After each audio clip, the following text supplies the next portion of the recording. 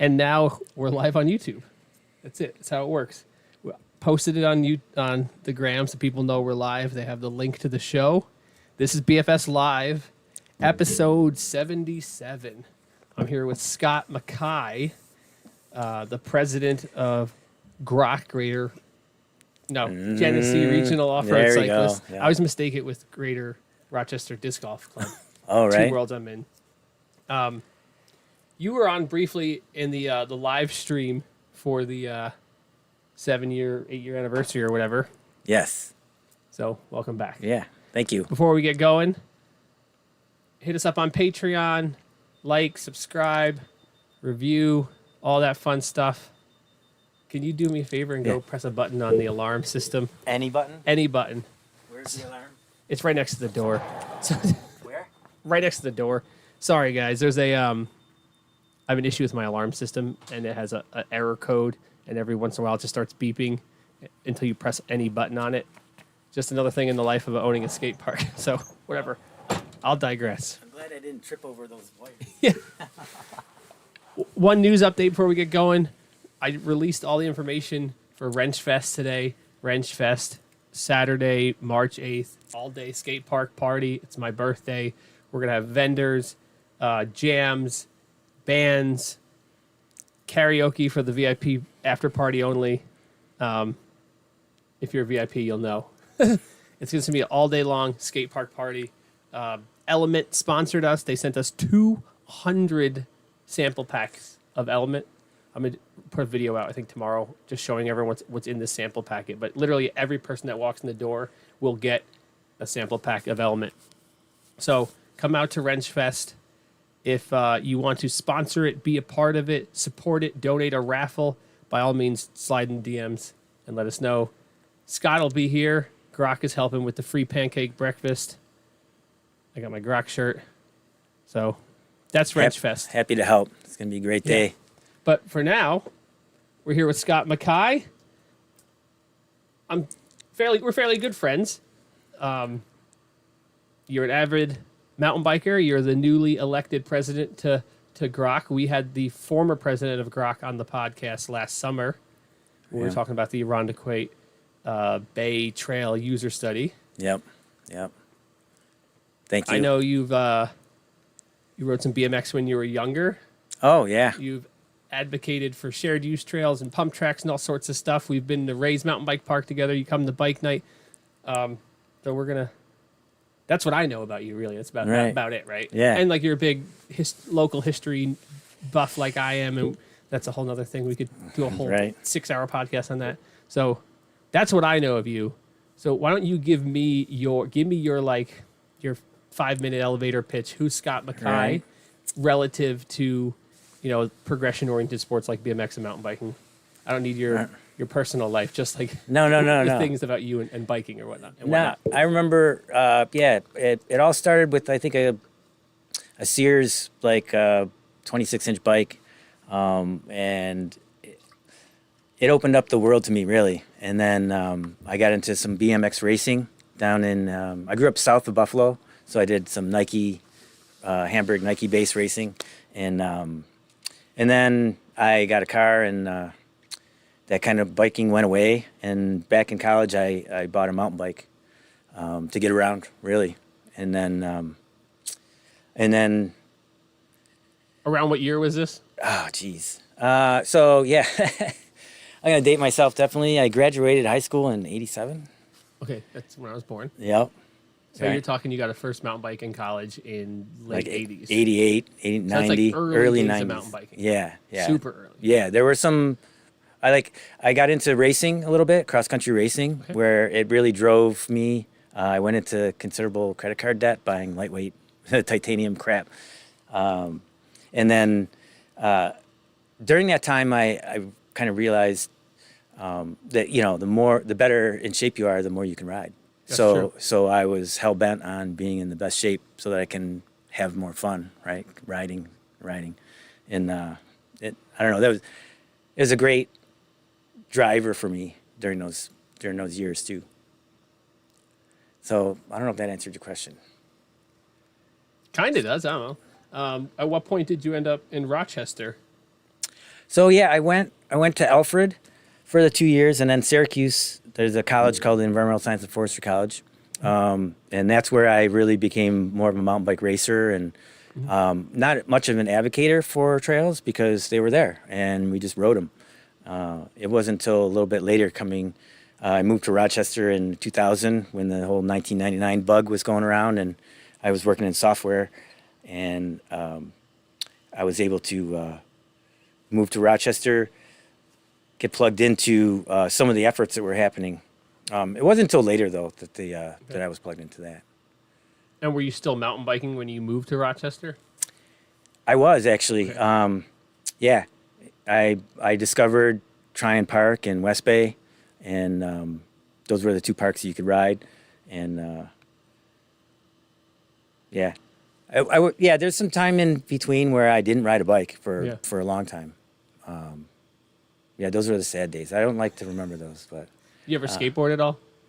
You know, I tried. I had one when I was a teenager, and I just, like, broke my ankle, or I don't know. It was just... I didn't take to it. You know, I was biking and stuff, and I'm like, I'm either getting around to go somewhere or having fun, and when you're learning, sometimes it's not as fun as, you know, if you're not getting the... Did you play any other sports? I played baseball. I was a ball sport person. Tried to play football, but I was just too small. What position do you play in baseball? I played left field and first base. Not left out? No. And I was in a big baseball family growing up, and I played baseball till I was, I think, 18. Oh, wow. And in those days, you know, kids now don't get it, but, like, back then, you didn't play normal sports and skateboard or BMX. It was like you did or didn't. And Right. it was very rare that I did both. Right.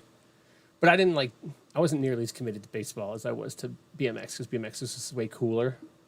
But this isn't a podcast about baseball, so. No.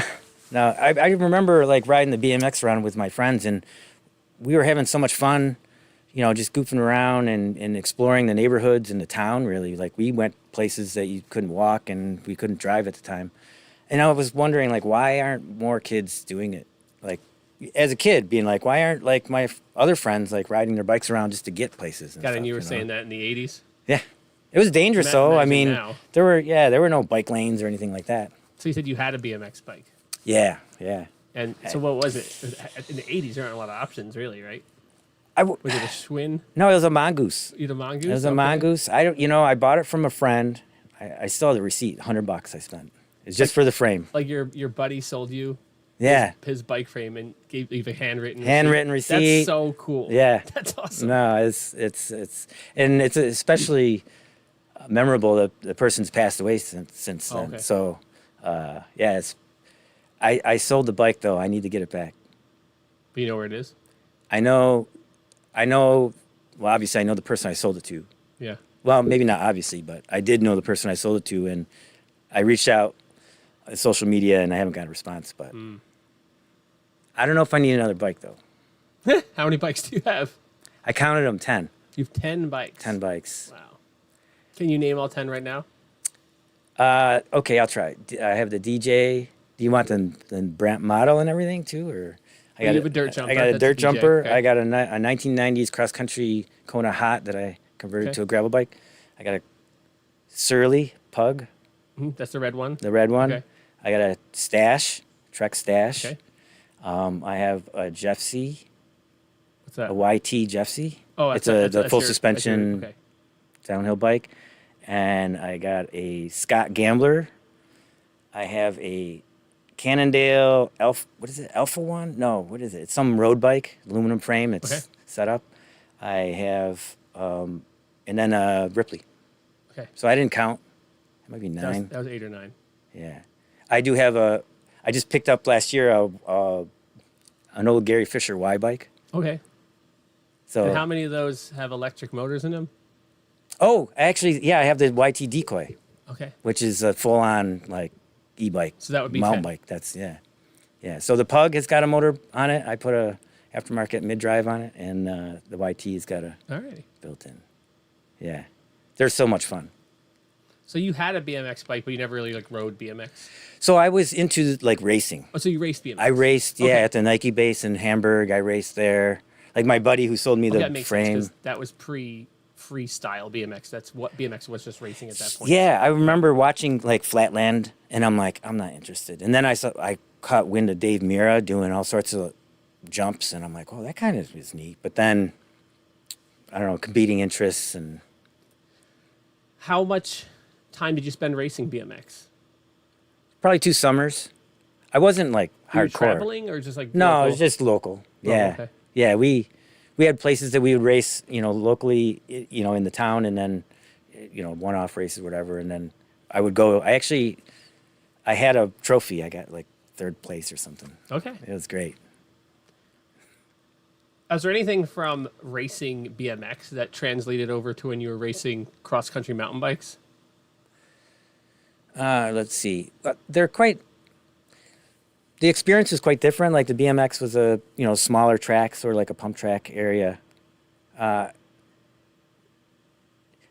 competition really drove me. Like trying, like with the BMX though, I was new to the scene, and it was like I'm racing against the people that I'm lining up against. In cross country, I was more. I learned early on that I was never going to be the biggest fish in the pond, and so I always raced against like myself. Like I would be like, okay, I'm gonna keep my heart rate up for, you know, up to the top of this hill, get there. So It's kind of how it has to be in XC racing, though. You have this like, there's like 3 clocks. It's like heart, lungs, and like lactic acid spike. Oh, you know? right, And yeah. you're always trying to like balance all 3 in a manner that you can keep it up for how long you feel like you have to. You know? right, yeah. BMX is kind of like balls to the wall until the end kind of deal. Yeah. Yeah, when I was racing BMX, I was completely new, and BMX now is much different. The tires are a lot skinnier, Oh, you yeah. know. I remember like flying off one of the first berms that I rode during a race too. I'm like just riding along, and then all of a sudden I'm like off the track. So I don't know, it was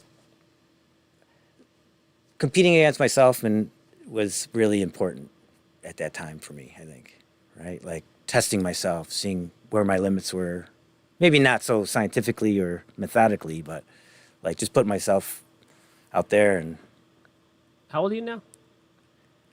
I can do the math, but 55. 55. That's just an interesting. Like I only know you as you know, I guess I would call you middle aged. Right. Is that fair? I guess if you Yeah, live, if you sure. live to 110, I guess. Yeah, I plan on it.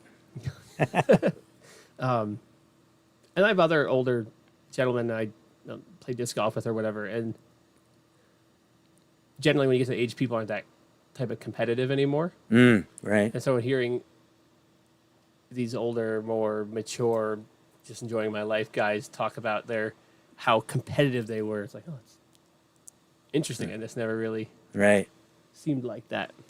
But with the way you, like your demeanor has always been very, like reserved, Right. calculated, just kind of like I'm doing my thing. I don't really care what people think. I'm just doing my thing. And then to Right. hear you say, "Oh, it's about the competition." It's interesting. Oh, right. Yeah. No, just Well, a thought. yeah. No, that is interesting. I like the progression of bikes too. I named those bikes in the order I own them. Okay. And my Surly Pug, I bought when I moved to Rochester in like 2001. So all those full suspension and Yeah. e-bikes were the last 20 years. More recently. Yeah. What's your favorite out of all the bikes you have? It depends on the context, actually. Really? Yeah. I mean, at one time, actually, I tell you, before I put the motor on my fat bike, the fat bike was the funnest bike. Okay. It rode much different than any other bike I had ridden, and it was just kind of like being a kid again, almost. Like I'm not trying to push myself to a limit. I'm just trying to have fun on this bike, right? Like I'm experiencing the trail, and I remember, yeah, it was great. Not to get too nuanced into mountain bike world though, like how's that? The Pugsley is a fat bike, but that's early days of fat. So is that what is that? Yeah. 3.5 or 4? Yeah, it was 4 maybe. 3.8 maybe. 3.8. And 4. then you have the stash, which is 3.0, 3.0. which is like, what they call, some people call it a mid-fat, or someone call it a, what's he call it? I can't remember. Mid-fat. I hated when people called it mid-fat, because I always, plus bikes. Oh, Plus bike. plus, yeah. How does that translate? You like that, the stash too? So the stash is a totally rigid bike. Yeah. And it reminded me of the old days. Yeah. That's why I love my stash. It's a big like BMX bike. you pick your line, right? There's no like, oh, I'm just gonna plow through this thing. Which I also enjoy doing, but I like going back to those older days, right? Like picking your lines. That's why I like this. So like, biking exists on this in many paradigms, but in this particular instance, the analogy I'm going to use is on one side of the spectrum you have what I would call proactive riding, which is BMX. It's if you're doing it correctly, it's 100% proactive. It's not very reactive because you're trying to do this. On the far end would be something entirely reactive, which would be like maybe like downhill free ride, like where it's just like you're just rock gardens and you're just trying to react. You're gonna pick your line the best you can, but it's way more reactive, right? Right. Yeah. I like the rigid stash because it rides like a big BMX bike, and you have to be in the cockpit. You have to be picking your lines. You have to be intentional. You have to really do your due diligence. Mm-hmm. Where a lot of mountain biking has trended to, slacked out head toe, you're a bit more back, kind of lean back. Suspension does the work. It's a different type of ride. Oh yeah. My buddy Rich he is a stump jumper, and he's like, dude, it's the best. I just like the bike does all the work. Mm-hmm. He went from a hardtail, and he's like, this is crazy. It's just like a party. I'm just chilling, Yeah.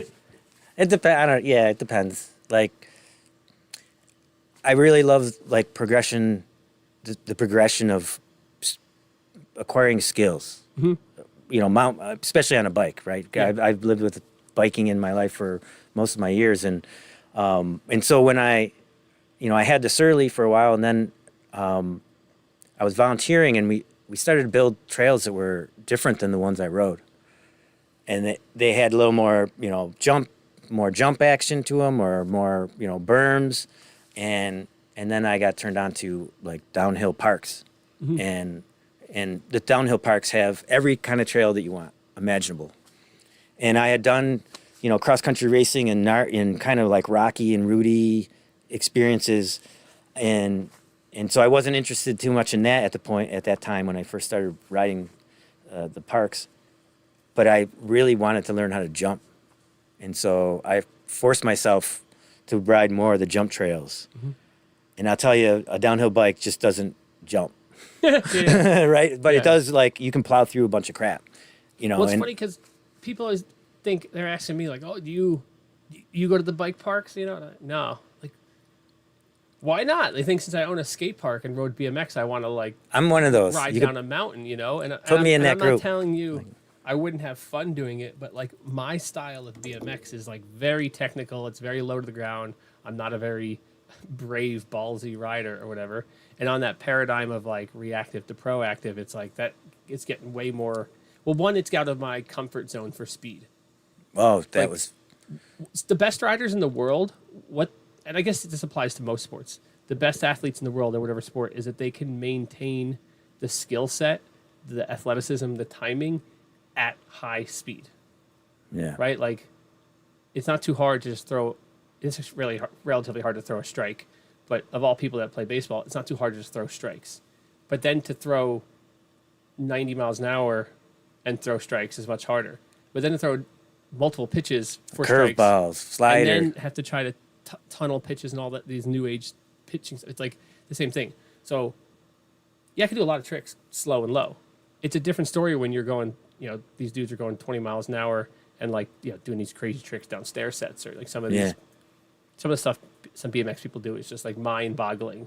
Their ability to stay within control and to have that confidence at that speed, with that velocity, with that risk is really like, holy crap. Yeah, it's amazing. So to pull that back, bring it back home, the bike parks are a little more, I don't know, they're like, oh, dude, you're just going so fast that they're built fine. The jump just sends you, you just kind of go. And I'm like, that's not how I ride. I don't just like Yeah. go. Like, I'm more like a proactive. I'm trying to pump through the lip and push and like do the thing, like the moon room where you're at Rays, where you're really manufacturing. I'm picking where I'm jumping, picking where I'm landing, and getting my whole thing. That's like my thing. Right. Yeah. Very technical. Going like 30 miles an hour, white knuckle, like that doesn't really appeal to me. Right. Yeah. I mean, it does, just less so. Sure. Well, yeah, the injury at speeds is, or falling down at speeds definitely hurts. And that analogy translates really, really, really well to skateboarding. Like, ollieing's not too hard if you're not moving. It's way harder while moving. Right. Doing a flip trick standing still is not that hard. Doing it while moving, way harder. Now do it while going super fast down a set of stairs. That's crazy. It's so crazy. Right. Yeah. Yeah. I'm never got into the skateboard. I mean, I had one again, like I said, and I took care of the trucks and the wheels and bearings, oiled them or whatever, greased them. But I was just gliding around. I wasn't trying to do too much. Skating's hard. Yeah. It's high risk too. Yeah. Like, oh, right. one of the beautiful things about biking is that you can digress and digress and digress and digress into all these different versions of biking, and the digression could be gentler on your body, in both in risk and in just overall just the stress of the riding and the pace and whatnot. Right? You can be 85, 90 years old, having a pedal assist bike, going down the canal trail. You could have the wind in your hair. You could have that feel. You could still do it. The problem with skateboarding is that there's a pebble can always ruin your day. A crack in the sidewalk, right. A little twig you don't see, an acorn that you can and you're on your butt like that. Yeah. And it's tough. It's a challenge for skateboarding because it's hard. It's so hard to keep skating as you get older and older and older, as your body can't take those falls as well when it's always there. And Yeah. like they're always there mountain biking for too. sure. Like no matter what you're doing, the fall is always there. But in skateboarding, it's like it's right there behind you. Knock, knock, who's there? Right. It's even You're falling on your ass today. That's what it is. one thing about like learning skills at speed, from my opinion, anyways, was not necessarily the thing that you wanted to hit at speed, but what was after. Right, like hitting a jump at speed, wasn't as scary after doing it a bunch of times. But I was like, oh, I don't trust these tires, or That's a big thing. You know what I mean? Yeah. One thing I've been telling people recently, it's an idea I've been playing with a little bit, is that when it comes to ramps or probably trail features, context really matters. I'll tell you the story. At RASP, the big box jump, it was a 6-foot box jump. It was pretty big. People like that one. I have that one. But at Syracuse, at Cranks Bike Park, there was one jump in their box line. The second jump, it was a step up. Everyone's like, that's the best jump. You have to get that jump. So when they got the bowl, or started getting the bowl, they took the side of that ramp apart so we had the radius and like the outline of it. Not the whole ramp, but we just had what we needed to rebuild it, right? Many ramp builders, when they build a ramp, they'll take their pencil and they go, and they'll write on the inside of the ramp what radius the transition is, because you never know. You take it apart and you go, what was that? I don't know, And the hilarious thing is that the jump from Cranks was the same height and same radius as the jump at RASP. And I had so many bikers, no, dude, right. No, and it's like, context matters. How much speed you have going into it. If it's hard to get speed to it, it's always going to be hard to get. If you have too much speed into it, like it all matters. What's before it and after it really matters. Yeah. Yeah. And I'm sure trail features are the same way, especially hearing Adam's presentation talking about all these things and the blind corners, and you shouldn't have corners and over grade and all that stuff. It's like there's so much more science in the world of trail building than there is in ramp building, because there's like, yeah, it's probably equal. I don't know. It's just new, maybe. Like you're gonna build a ramp, you got to measure. You're gonna build a trail, you just take a shovel and start digging. But if you want to build a trail that can handle multiple users and reduce the high speed interactions, then you have turns that have rising elevation into the turn up from both sides if possible. Or there's all sorts of ways. Yeah, I'm not an expert. I think there's just more. There's probably more money there, more minds there, more purpose driving those questions to be answered. To where when it comes to skate parks, there's not a lot of skate parks. There's not a lot of skate park builders. A lot of the builders that are building stuff are just building stuff on contracts. They're not the same people like really designing it, and they're not designing it for, trails are just, most shared use, right? I think one of the things that's unique about my place is I'm truly thinking about all users all the time and trying to find that the best trade-off I can find that appeals to everyone, at least within the demographic that comes here. Right. Yeah. If someone like my park's really not that cool. If you're like a really, really good rider, if you're one of those like amazing, one of the best guys in the world, they come here. It's really not that much for those guys to do because it's just not big enough for them because there aren't those riders here. Right. And if your park was like that, like the super park section at Joyride, there's not a lot of people that can really utilize that room. Yeah. And it's mostly empty because of that.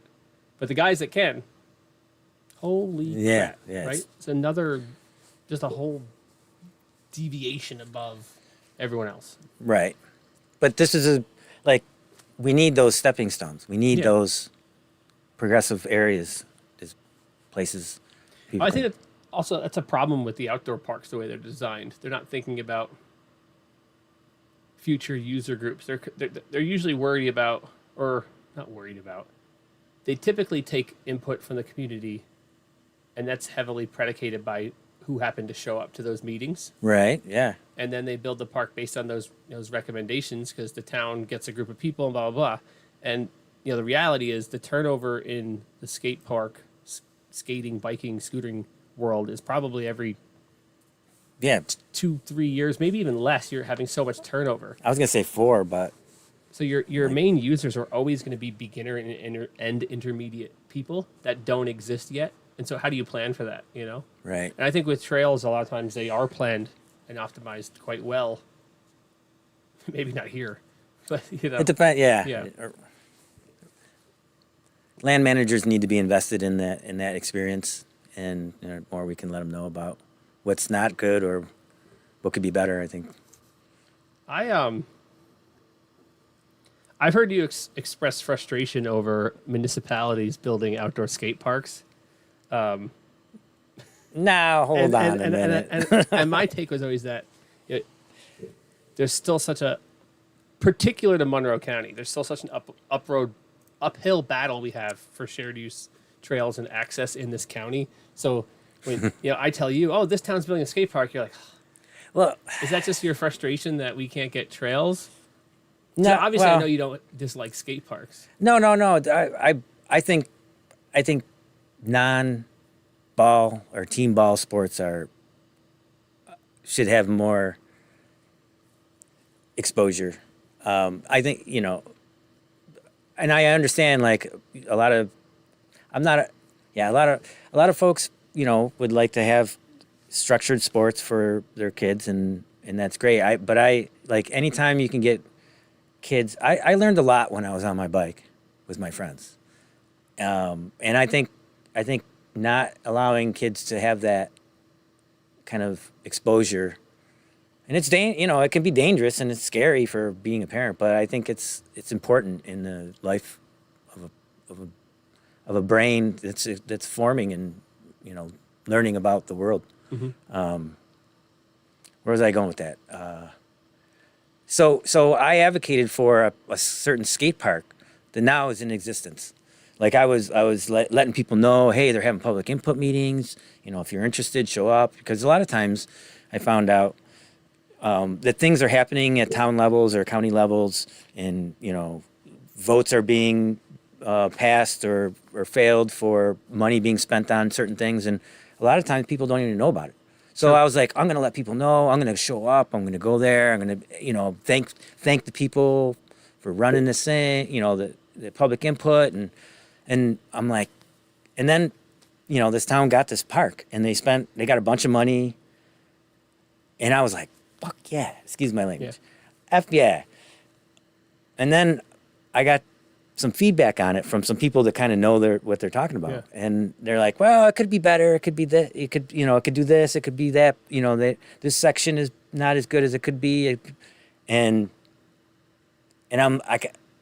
I was taken a little aback because I was like, these people know what they're doing, I'm going to advocate for them to put the choice into the community's, hands, and then to find out a little, it's not as good as it could be. I'm like, I want to advocate for the best thing you can get, right? And if I knew that back then, I would probably done maybe a little different, maybe not. Well, it's just tough because there's so many different riders at so many different skill levels that want so many different things, right? Right. And that's what I said earlier, where I'm always trying to find the happy balance, You ask a skateboarder that just wants to skate flat rails, and what should I build?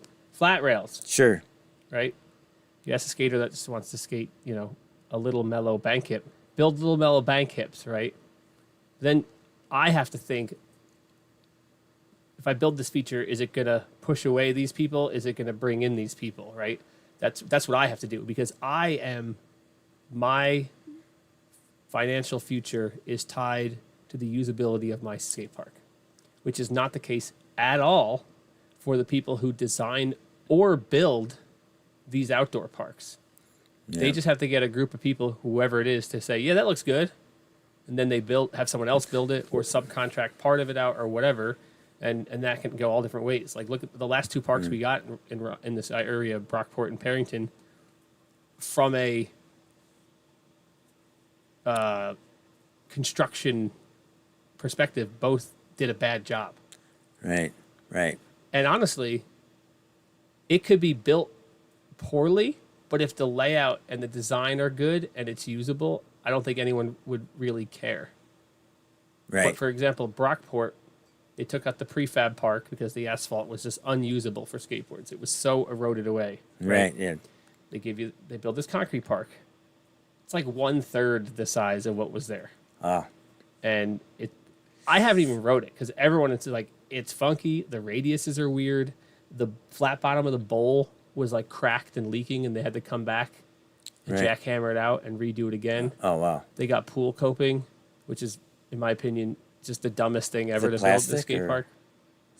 That's concrete. Yeah. It's like old school 70s concrete. Skaters love it, and it's really doesn't piss people off. Pool coping is stupid. The skaters like it because when you grind, it goes click, click, click, click, click, click, click. But if you live this far north with the winters we get, the pool coping, it clicks because there's seams. And those seams can get deteriorated. Sure. And a lot of the reasons why skateboarders don't like bikes is because bikes can damage pool coping. Oh. And there's a solution for that. It's called metal coping that we normally use. Right. But every park around here,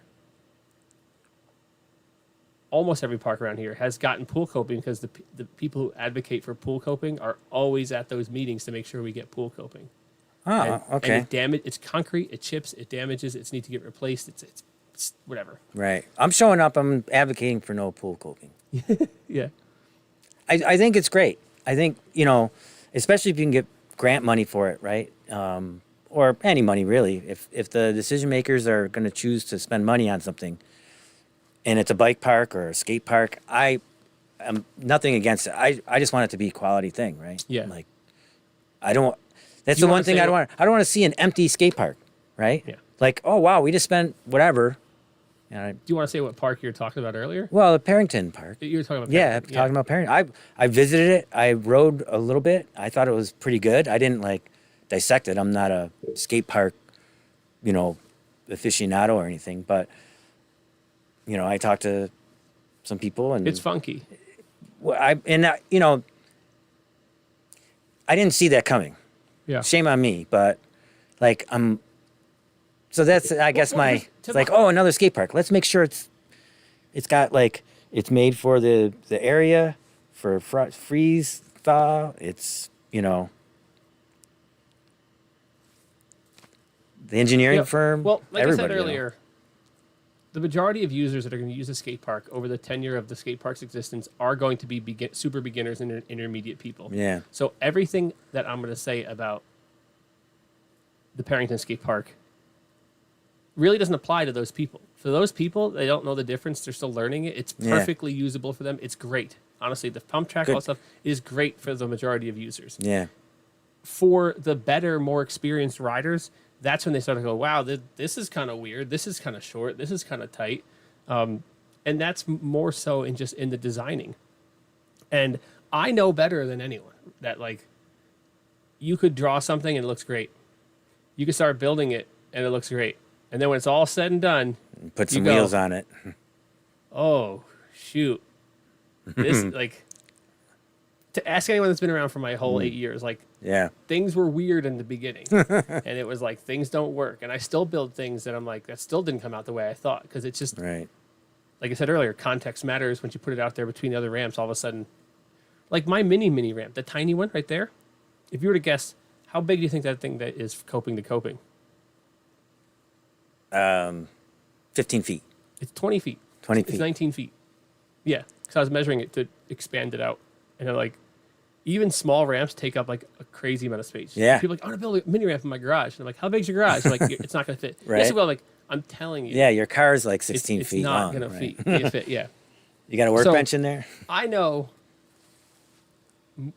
better than probably anyone how things look good on paper and then you build it and they're not. And I could look at the Parrington design and I could say, like, for example, there's like this A-frame there, and the A-frame is like, it just about matches the height of the platform next to it. So I could see from a design perspective, oh yeah, like Looks. that makes sense. Yeah. But it is like so steep for how tall it is. It makes it basically unrideable. Like the rail is just not rideable. And then there's like, when you first come in, there's that wet bank with a little ledge sticking out of it. The ledge isn't even tall enough for bikes to grind, which is fine. But that bank it's sitting on is kind of a cool bank. And on the end, there actually are little hips.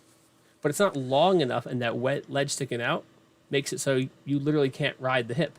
So like, why even move that in if those hips aren't even going to be usable, right? And then the mini ramp, there's hips coming into like the mini ramp section, and they're offset. So you can't hit one and then hit the other one. And opposite those hips is a pretty wide, looks like a 5 foot, maybe 5.5 foot quarter. It's not lined up with the hips. So you could like, if you could just take those hips and go, make them even, take that quarter, move it over, and then all of a sudden you could jump the hip, air the quarter. You have this little like self-contained little flow circle. That's awesome. Yeah. But I don't know. Like I wasn't involved in it.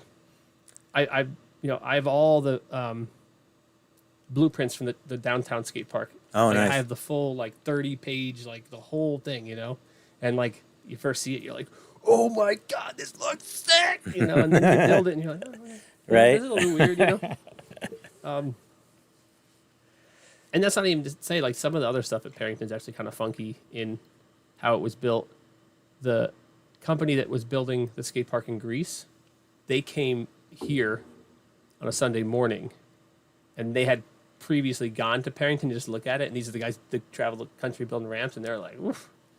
I'm like, what do you mean, oof? Yeah. And they're like, look, the concrete work. And again, this is very high level, very nuanced view. These are guys that build concrete for a living, Right, right. I noticed it was a little bit bumpy. You could see some travel marks and whatever. But those dudes, they're like, either those guys were trying to get out of town real fast, or they subcontracted out some of that stuff, which is typical. Sometimes these ramp companies they'll do all of the banks and the quarter pipes, and then just have a regular concrete company do Come the flat. in between.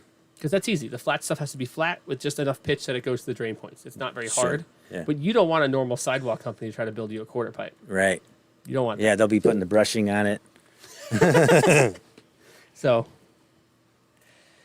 Yeah, I mean, it's great. your frustration is that you just want things to be executed well. Yeah, I mean, I've volunteered and helped maintain some of the trails in West Bay, and it was all volunteer driven. So I really, and obviously made mistakes, but I tried to do the best, because to ask your volunteers to come back out and take away or just, disassemble the thing that they built the last week and do it differently,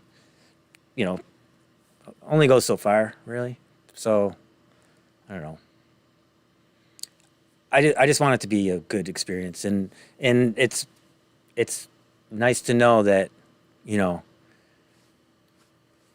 the folks that are going through those areas are, it's kind of time bound a little bit, right? You have the dad that might be going back there all the time and learns the nuances of the area, but it would be great to have a place where you can have maybe a like a tournament or something, or Okay. right, like I don't know. Well, when we were doing the downtown skate park, the original designs had 2 bowls.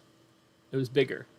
One big one, like the one that's there. Yeah. And then one that was smaller, like a flow bowl, they would call it, which would be more similar to something you'd see at like Alex Rice Skate Park in Buffalo or that downtown park in Cleveland if you've ever been there. And there was an issue with the initial footprint of the skate park and some political nonsense, because there always is. And rather than the city deal with that political issue, they said, whatever, we'll just redesign it. And Mayor Warren, lovely, isn't she lovely? She, for some reason, just had a thing for the big bowl. Because on the blueprints that we talked about, it was a competition bowl, right? Wow. Now it's called the Skate Park Project. It formerly was called the Tony Hawk Foundation. And all these parks around here are being built through grants. That is a partnership between the Skate Park Project and the Ralph Wilson Foundation. And the Tony Hawk Foundation, now Skate Park Project, has this kind of 3-tier definition for skate parks. You know, there's like a local is, it uses 10,000 square feet, give or take, relative to your population density. It's for the people here, right? Then there's like, a regional one, which would be roughly, 20 or 30,000 square feet. It should offer a wider variety of amenities. It should have stuff that's suitable for competition. And then there's like your, national, whatever. I don't remember the exact terms. And that one's like, competition level stuff, 100,000 square, like just crazy. Right. And we were in that middle, right? And lovely Warren loved the competition bowl. Because, we're going to have contests. We'd have these big events. And like, we're sitting there going, who's going to run these events? Like we're on the board for it, but like running like a skate contest at that scale, like is kind of crazy, And also with logistics in the area too is tough. So anyway, they redesigned it. We got that bowl, which is, it is what it is. I don't know. Some people love it, some people hate it, and that's why we got it. I think it would have been much better if we had a smaller, more flow style, more user friendly bowl. That bowl downtown is very big. It's 8 feet. It definitely kind of looks a little out of place. Not out of place, but like you see around, everything's around, and then you're like, whoa, that's a big, deep bowl. Right? I mean, it's impressive. I mean, right there with the bridge and downtown, and like it looks good. I think for when you see pictures of the park, like, look at that bowl. I think from a tourism perspective, I think it works. Yeah. It's not my cup of tea. As I said earlier, I don't like going fast. My riding is slow and technical. But that's just how it got there.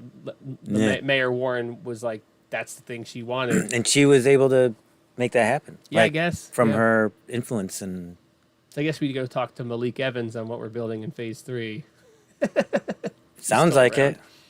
All right, that's right. He's up for re-election. Yeah, the next phase of that is supposed to start this winter. Is it? Yeah. It's doubling the footprint of the skate park. Underneath the bridge. But it's mostly small features. Right. Under the existing bridge, there'll be one size, maybe it's 4 foot and smaller features, and then up the hill more towards the water, because the ceiling's lower, that stuff's all like a foot tall. It's just kind of ledges, a seating area for a DJ could set up or something, and like the ledges that also would act as seating for events and whatnot. And it's all under the bridge, which will be great. So when half of the skate park footprint is under the bridge, it'll be very usable in poor weather, which will be great for them. It's not good for me with the indoor skate park, but it's good for the users. Yeah. It'd be interesting. Yeah. See how people use it. Because do they plow the riverway there in the winter? Well, the parking is a whole nother issue. Yeah. We don't have to go down to that's a whole other issue. Yeah. But Yeah. Let's just pull back from that. No, I think skate parks are great.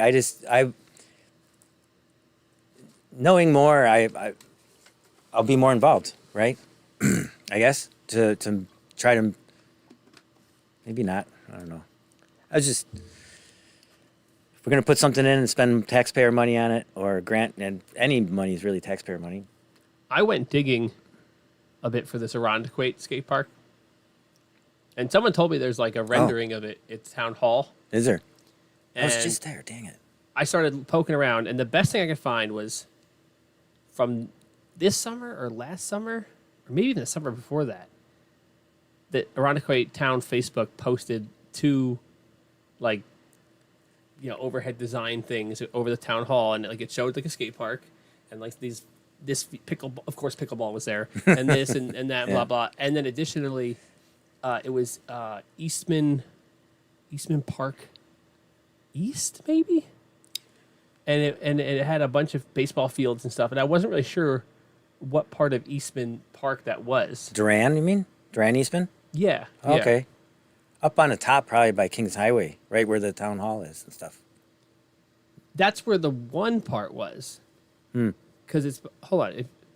How do you find your? I saved it when I was on Facebook. How do you find your saved posts? Oh, right there, saved. So we can pull it up right now and look at it. This is just. Yeah, that's. This is all Facebook Marketplace. I don't know. Damn. Yeah, Irondequoit's. There's a bunch of things going on there. Like current events, How the but frick do you spell Irondequoit? IRONDQUOIT. Yeah, got it. Yeah, it's funny on their town thing they have the old Garandagut. Oh, yeah, yeah.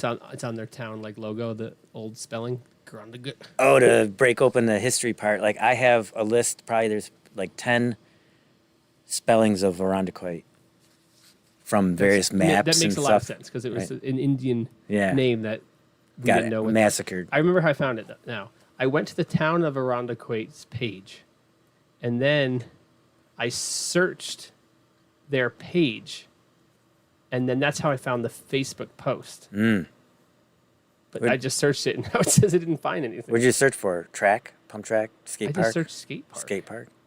and now it's not there again. You know what? I commented on it too. I commented and I was like, "Hey, if the town needs any, consulting on the skate park, feel free to reach out." Right. Oh, here I found it. Okay. Yeah. So here's the one post here. So this is the town hall right there, and that's the proposed skate park, and there's some baseball fields. So this is Kings Highway, right? But then the second post is this one. So is this just farther behind the same thing? Maybe. Hold on. It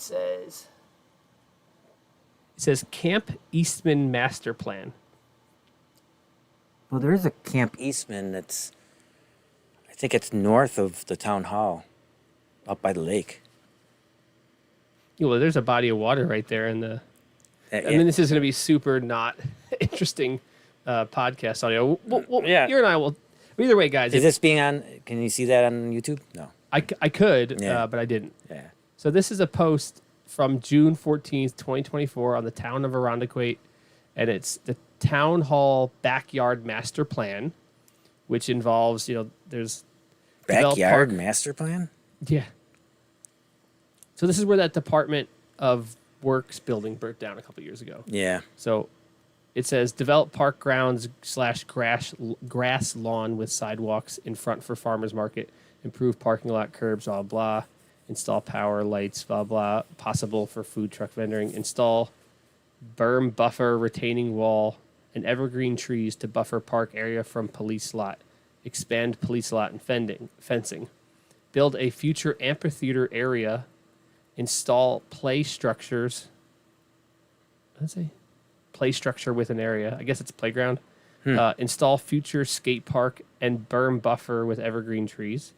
Build and relocate police training facility. Build future resource training programs, blah, blah, blah, blah. Crap.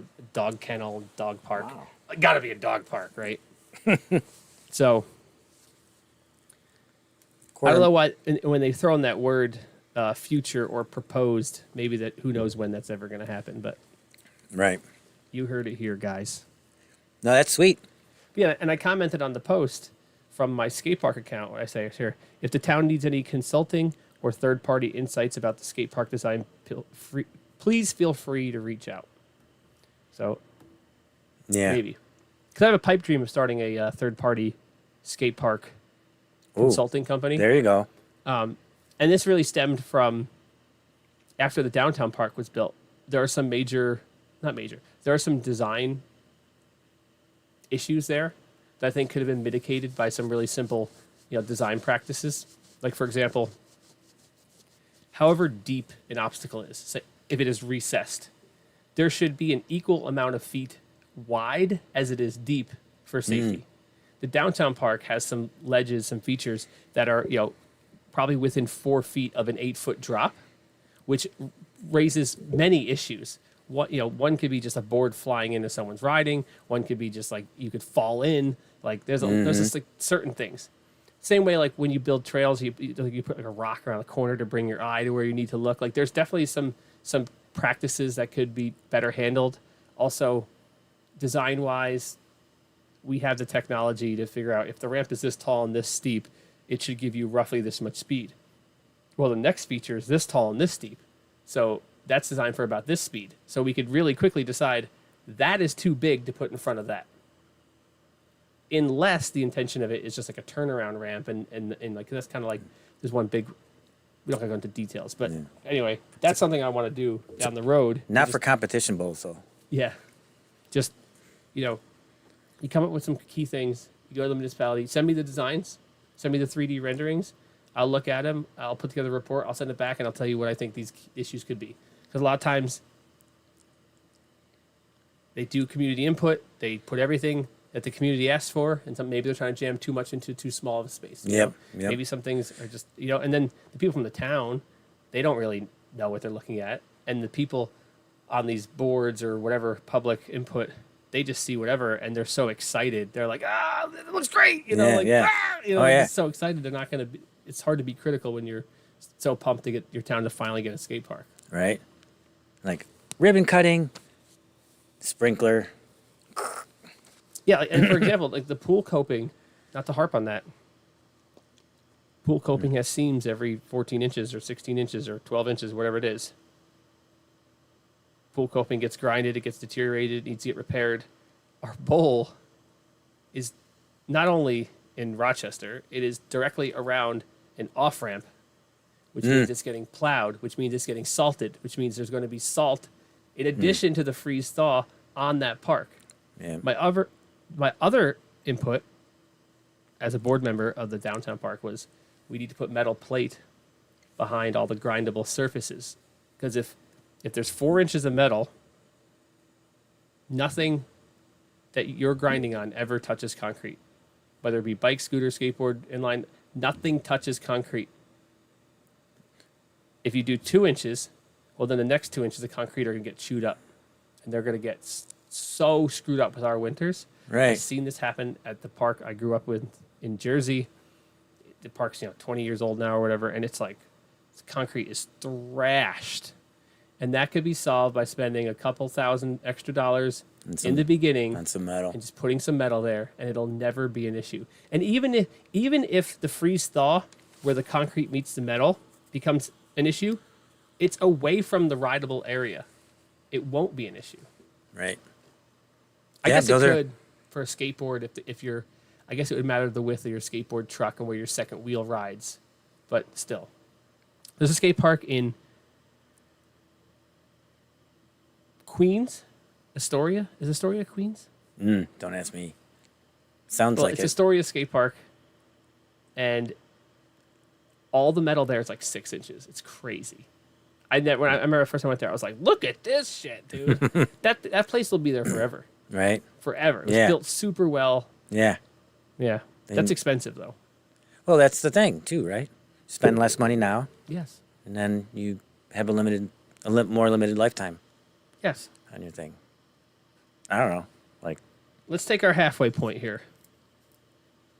We've actually already done an hour here almost. Oh no. Isn't that crazy? That is completely. Yeah. Let's speed it up. Yeah. So here's our halfway point. We're gonna go my 2 cents, our 2 cents, how we're gonna call this segment. basically 2 topics, and you give me your 2 cents. I'm All going right. to tell you how it works. Is I have 2 topics lined up. I'm going to tell you one topic. You could say I'll talk about it, or you'll pass. If you pass, we have to talk about the second Have to talk topic, the and you don't second get to know what it is ahead of time. Come on. All you now. need to know is that they are things that are kind of in the news right now. So, my first topic would be about the whole Department of Government Efficiency, Doge, and Elon cutting stuff left and right. Right. You want to talk about that, or do you want to pass?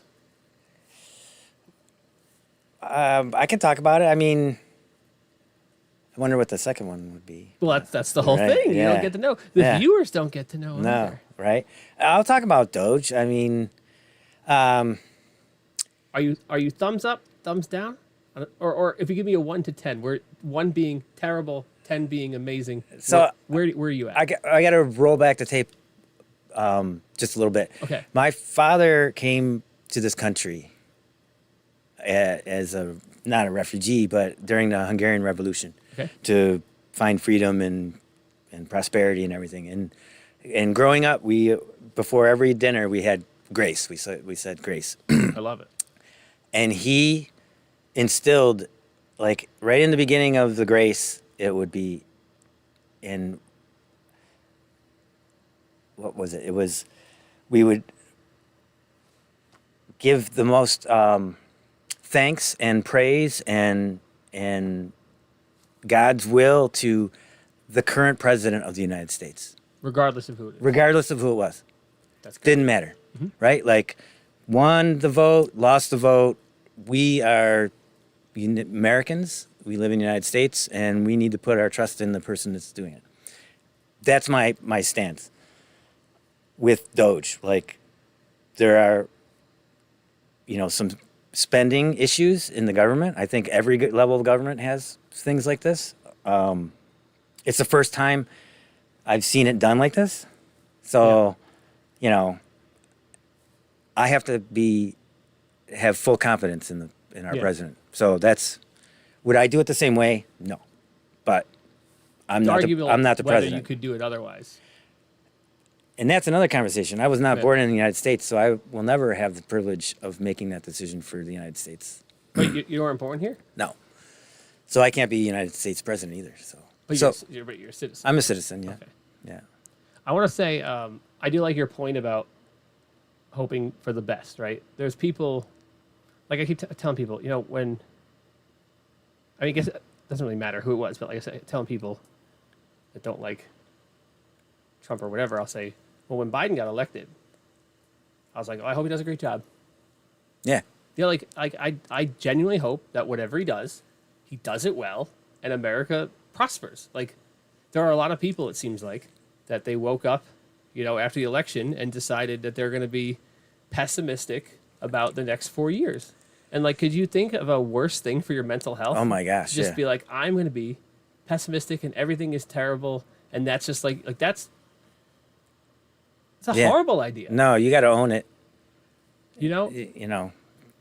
Yeah, that's another thing too. In my age, I grew up south of Buffalo, Buffalo Bills fan, and gone through a lot of stuff. Right. I like to watch football, but I'm not as invested in it. I'm still invested in our country, but like, there's all sorts of things happening at a pace that I can't keep up with, and Yeah. I'm not going to try. And I'm going to give, like I said, hope isn't a strategy, and so maybe that's not the right way to say it. But I need to have full confidence in the people running our country, right? Or I move or leave, right? Like, I'm not.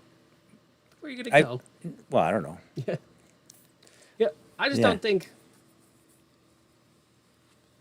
Like, is there really another way to do it, right? You rip the Band-Aid off. Yeah, maybe you just cut everything away, and then if there's anything you did that was catastrophically wrong, it'll become apparent pretty quickly, and then you try to patch that, stop the bleeding wherever it is. But like, Yeah. my stance on it is like, our debt is so unsustainable, Right. unsustainable. Yeah. We're paying $1 trillion a year on interest on our debt. Like, people are like, oh, the defense budget. It's like, we pay more money on the interest of our debt than our defense budget. It's like, when you start, if this was an individual, if this was a business or any other organization, Oh my it would gosh. already be over. yeah, Right? And like I was talking to someone about the tariff stuff the other day, and they were like, "Well, we're just pissing off our allies," and you're like, "Yeah, we are." But also, what's best for our allies would be for us, the biggest stick in the room in the world stage, to be in a decent position, not a completely unsustainable right, position. yeah, Like, maybe it'll suck for everyone a little bit as we're trying to right the ship, and I hope we can get to a point where like the debt is sustainable. But if we get to the point where the government is more efficient and the economy is running well, we will then be a much better ally for the rest of the world. Right. Right. just like in the airline when you're taking the flight. Please put the mask on yourself before attending to your child or your person next to you. Well, no, you got to Yeah. you got to be able to breathe in order to help someone else. Have you seen the national debt clock.org? I've seen it, but I haven't looked at it. It is quite amazing how high the debt is. And Yeah. So, $34 trillion debt and growing. Yeah. So then, hopefully it's slowing down Interest a on little our bit, debt right? is $1 trillion. The defense/war spending is $880 billion. Social Security is $1.4 trillion, and Medicare, Medicaid $1.6 trillion. Wow. Some of this stuff's pretty crazy. Actually, too. we've got a pretty good interest rate, don't we? I hope. The debt to GDP is 122%. So crazy. Ooh. Wow. Yeah, there's a lot of stuff on this website. It's a usdebtclock.org. But the cool thing here is they added the Doge clock. So according to here, I don't know where these numbers come from, but Doge apparently has cut $88 billion. Wow. Yeah. That's not a small With a amount B. of money. Yeah. Debt per citizen. Oh, there's Interesting. there's local debt, state debt, Oh, and then neat. that's federal. Yeah, so Yeah, I mean, I'm just a bystander, really, a observer. well, the way I Right. see it, and I think my perspective is a little bit different because I own a business, and like you talk to business owners, and everything suddenly changes because you look at everything as an expense. Because to Sure. quote the Thomas Sowell, there's no solutions, there's only trade-offs. Everything is a trade-off. When you own a business, you really have to learn. You have to learn about all those trade-offs, right? Every single dollar, not every dollar, but for the most part, almost every dollar the government is spending is money. It's our money they taxed from us, right? So, like, frankly, I don't give a whatever. Like, I want to know what it is. And you hear some of the stuff, some of these programs that are coming out, or Zelensky over there in Ukraine said he only got 77 of the $179 billion that was sent there. Oh, right, It's like, yeah, well, where is that? right. Like that's the our money. That's right? the cream that came off the top from everyone else help that was along the way or whatever, right? Like, and like the government can audit me. They can come in and ask for every single thing. I Right. can't audit the government. We can't get an itemized receipt. I think I heard that on a previous podcast of yours. Like, with my I- tax bill, I want to see where Yes. every cent goes. Yes. That is a novel, Yes. maybe not a novel idea. I think that would be great. I think you'd have like a crap load of papers in that Well, document. then people get upset, like, "Oh my God, they're cutting funding to the arts," and then my immediate thought is like, "How much of that money goes to the art? Like, Right. how much is that? Our Yeah. administrators? How much? Like, there are so many things that money could be going to that's not actually the art. I don't want to belabor this too long, but like there's pork barrel spending, right? If you want this, like you said, trade-offs. Oh, Democrats want this. Republicans are like, we're not going to vote for that unless we tack this on, and we tack that on, and tack this on, and all of Yeah. a sudden you got a document. Well, that's or- the thing now they want to of the Doge stuff is they want single item bills, not get rid of that Right. crap, which I think is a great idea. I think it's a freaking awesome idea. Like Yep. what makes sense of holding things up because, like, you want them wheel and deal, but And I'm very optimistic about it because I like economics. I've read a lot about economics, and the stuff that Elon Musk shares on X about, of the well-known economists are all people I particularly agree with, which is, so I'm just confirming my biases.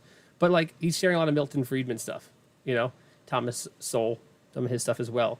And Milton Friedman, people can try to criticize him if they even know about his work, but he was the first American economist to win a Nobel Prize in his work in economics. So like, he's not nobody, right? Yeah.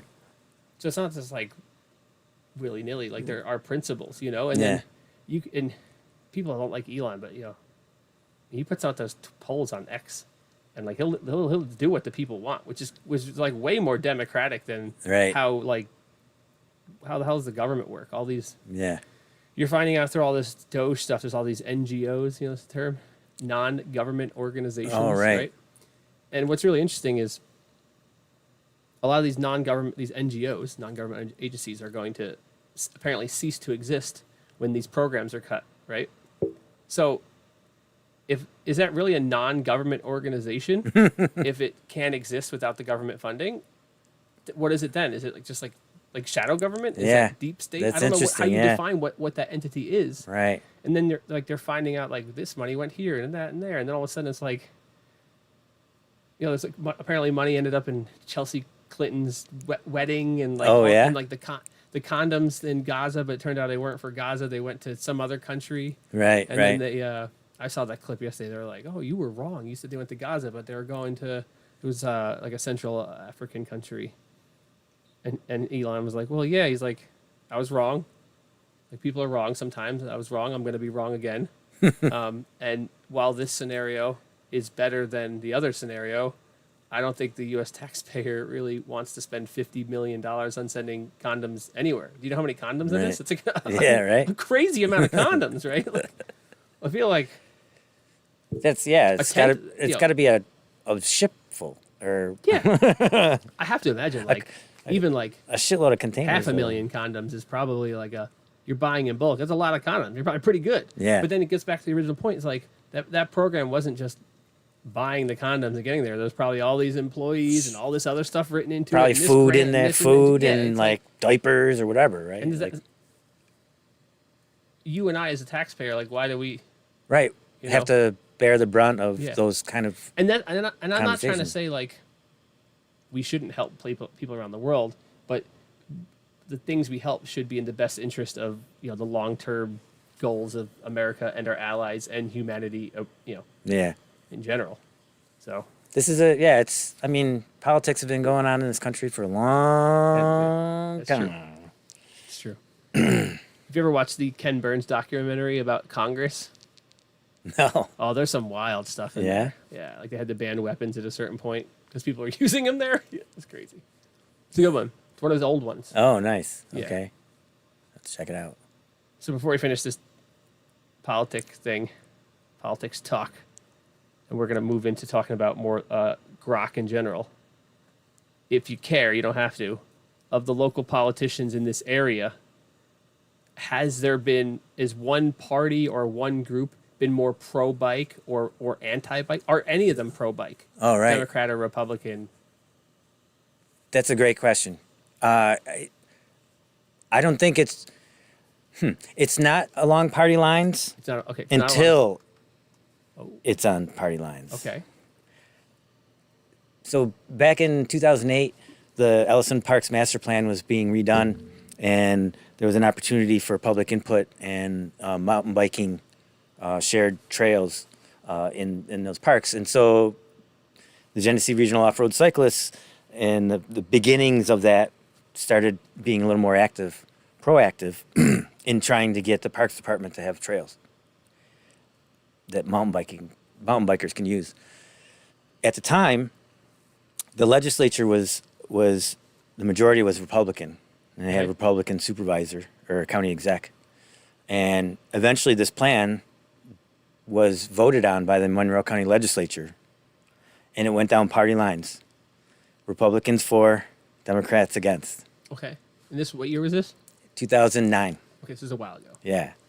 And then, things are happening now. It's a Democratic county exec, and the Democrats are in the majority in the legislature. last year we started to be a little more politically active. The Democrats were very receptive to talking with us and going for hikes in the woods and looking at different trails. The Republicans didn't even answer us. Wow. Okay. So I'm not sure. Like, I think it depends on who's not. I don't know. I'm not really sure. Other than you try to reach out to both parties, at least when you're trying to get something done. And right now, I think our Democrats are friends because they're in the majority. Well, yeah. You know what I mean? Those are Like, good friends to have. I mean, but back in 2009, you know, the push was for the majority of folks, you know, majority leadership, and we had Republicans across the board like voting for allowing bikes on trails. So it's kind of crazy, right? Yeah. And you could see that in the towns too. So speaking of that, mountain biking on trails is illegal in Monroe County, correct? In Monroe County parks, In Monroe County parks. it's illegal to ride your bike on natural surface trails except for Tryon and West Bay Park. And that those two Technically, yeah. parks came to be bikeable via GROC's efforts. Yeah, mountain biking community efforts. It was the beginning of GROC back in 2009, 8, and you know, we were active in the community, having rides and trying to get the Parks Department to allow mountain biking in the Monroe County Parks Department. At that time, Victor down in Ontario County, in Dryer Road Park was open to bikes, and there were new trails going in. They were, you know, quite open arms for the biking community. Whereas Monroe County Parks, they're a different land manager, they were not as open at the time. So Bay Park West is a county park. Yeah. And Tryon's also a county? Tryon is owned by this. It's a little complicated, not that complicated, but it's owned by the city. And back in the 1920s, all the parks, 1920s and before, all the parks were owned by the city. Okay. They were really the only land managers that had land to dedicate to parks. And there's like Washington Square and a couple of the smaller parks, right? And they had Tryon Park because at one point it was an old sewage treatment plant. In 1927, I think the city parks department was financially not very solvent, and so there was a big push for Monroe County to take over many of the parks that the city had, and leaving the city with just a small number of parks. Tryon Park was one of those that came along. And then Ellison is county as well. Yeah, Ellison. And Lucian Morin. Lucian Morin came in like 1970. Okay. What was it before that? Do you know?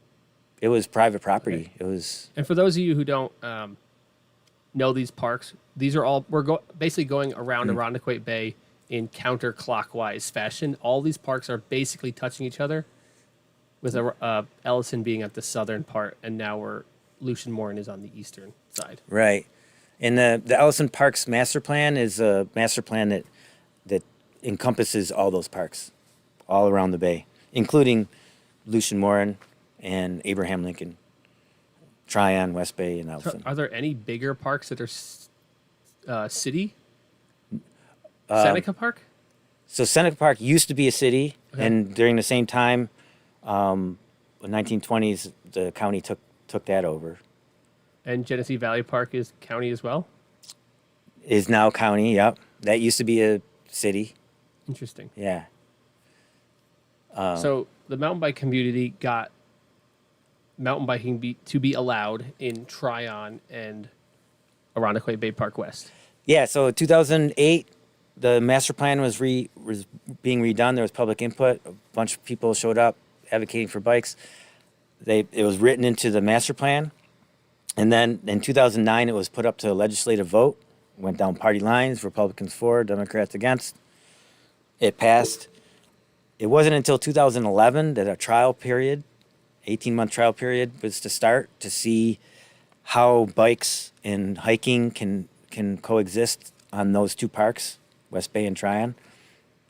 3 years later, not 18 months. 3 years later, in 2014, Monroe County Parks came out and said, biking is a good thing. It is a valuable activity in our parks. It can be shared with everyone. And, this trial period was a success. And so now... And what has come of that success? 10 years a decade of later. riding and Yeah, a couple okay. more trails added, yeah. What was like the state of Irondequoit Bay Park West before mountain bikes got in there? Was there existing trails in that park, or was it fairly primitive? It was definitely primitive. I mean, there's just some parking lots, I think. Just prior to that, there were a bunch of cabins in their area that were like eminent domain taken over. And during that time, a lot of people used motorcycles and ATVs to ride up and down the different ridges and ridge lines in there. So it was all social trail, really. Like those old ridge line trails between like Blue and stuff. Those were like the old ones. Yeah, yeah, and then you can see on some of the inclines, you could see where ATVs had like ripped like paths up. This is back in 60s, 70s. And so, how long have you been involved with GROC? Because prior to being elected the president, you were the stewardship leader, correct? Stewardship chair, yeah. And what is that? First, tell me what the stewardship chair is. Stewardship chair is a chair of a committee of folks that are kind of the stewards of various parks. So there's a steward or a co-stewards of Dryer Road, of West Bay, Tryon, and the stewardship chair helps enable all those folks to get their job done. To maintain the trails, build new trails. So if there's a money request for a bridge or anything, the chair would go to the GROC board and request the money for, a bridge or whatever it was, new tools, training. Because is all of the trail work within those two parks completely handled by GROC? I wouldn't say 100%, but like 99.9%. Okay. If there's large trees that come down, we call the Parks Department, have them come in and take them out. Were you on the board? I imagine you had to be on the board or involved for a bit before you were the chair of stewardship. No, actually, when I was a dedicated volunteer at West Bay, and when the current stewardship chair stepped down, I raised my hand and Got right in there. and got in there, and How long were you volunteering with GROC before that happened? probably 4 years. 4 years. Yeah, yes. And how long were you stewardship chair? 2008 till now. Wow. So you've been there from the beginning, basically. No. The beginning was 2008, 2005, 2008. You just said 2008. I'm sorry, I meant 2018. Okay, that makes more sense. Yes. Now. Okay, Yes. good to clarify. I'm sorry. Wow. So you got on in 2018. I and you started volunteering in volunteered for about 2014. 14. Volunteered for about 4 years. 2018, I was stewardship chair on the board. It's actually an at-large board position, being stewardship chair. And then, I was in that till. And now you're the president. Now I'm the president, yes. Are you going to start a department of GROC efficiency? I was thinking about that. I think we're pretty slim and efficient. If you guys don't know, I'm on the board as well, and we're running pretty lean right now. We got 5 people, 6 people with Mandy. Oh yeah, for the board. Yep. Yeah, we don't have. This thing's how it go. I think. Sorry. Yeah. These are how these things go. I'm involved in a couple boards in the nonprofit world, and getting volunteers is tough. And a lot of times people will do their term and they say that was good. Yeah. I'm done. Yeah. And unfortunately, we just had a bunch of people all have their terms come up, and they decided to take a step back for a while or forever, or whatever. It's up to them. Yep. And that's just how it is. Most people don't volunteer at all, so I'm not trying to bash people who step down. Like they did more than most people. No, yeah. Most people don't totally even get thankful. involved. Totally thankful for stepping up. I'm out here bullying people, trying to get them on the board. That's a tactic that someone told me I need to get better at. A strong arm action. I don't know. Well, that's my question here. As the new president, what are you going to do differently, if at all anything differently? If there is things to be done differently. Right. That's a good question. Obviously, there are a couple core competencies that I believe GROC has. One is advocacy, and another is trail maintenance. So those are important for me to continue, supporting the trails that we have access to, and then trying to get more, access to more trails. I think I'd like to see, obviously, more volunteers. I think there's a movement of a lot younger families and folks that are interested in mountain biking, but maybe aren't taking that step or are coming out. I think there's some big green fields in that arena. I'd like to try to make mountain biking a little more friendly. I know when I first started, I was cutting my teeth riding places that I had no idea if I could get out of them, right? And I think with current trail design and building, that we can make it a little more inviting for beginners, right? And that, to me, if you can cultivate some younger folks and people early in their experiences in life to be bikers, and they are welcomed and excel at it in any way they can, whatever that is, that you got them for life, right? And they're going to be advocates for that. So that's, I think we could be a little bit better in letting people know about the different advocacy, areas that they can make their voice heard if they want. Yeah, earlier I brought up how, mountain biking in Monroe County parks was technically illegal. We've only had access to these 2 parks. And I earlier brought up the Irondequoit Trail user study, which is potentially a huge turning point in access for us. And this was just as it sounds, a user study. There was a questionnaire and an interactive map. We did videos with Rob on that, so people could put in their suggestions, add an amenity here, add a trail here, et cetera, et cetera. And frankly, that's one of the reasons I wanted to step up to being a board member, because perceiving, whatever comes of this, I'm anticipating to be positive for mountain biking, and it's going to be really important who's on this board, who has the, hopefully will be asked for recommendations and whatnot. Yeah. Do you think that user study is going to be fruitful for us, for the biking community? Well, so there's GROC is a lot of things, advocacy and the maintenance of trails, and we've been at it for a long time, even though really not a whole lot has happened. I mean, there has been some things, but I think I just lost my train of thought. Let's talk about the user study, if you think that's going to end up being fruitful for us. Yeah, so I think it will be. Like, this is the first movement we've seen in a long time from the Parks Department on our advocacy efforts, right? So I have to believe that there's going to be some fruits from this. But I also understand that if we let off on the gas pedal, then nothing will happen, right? Because it's the easiest path. When no one's complaining, then you don't have to change much. But if some people are, and so I don't know.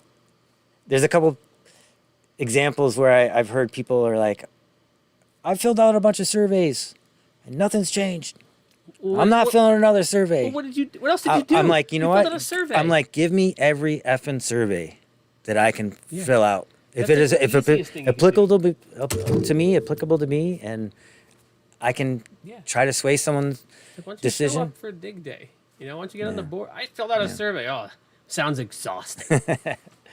But I'm thankful for that stuff too. Yeah. But just keep on, I think it's gonna be fruitful. I think we need, actually, hopefully this month or next month, we're gonna hear more about that. Yeah. The more from the engineering the general firm. timeline would be, user study, data collected, data crunched, recommendations, then some sort of draft plan.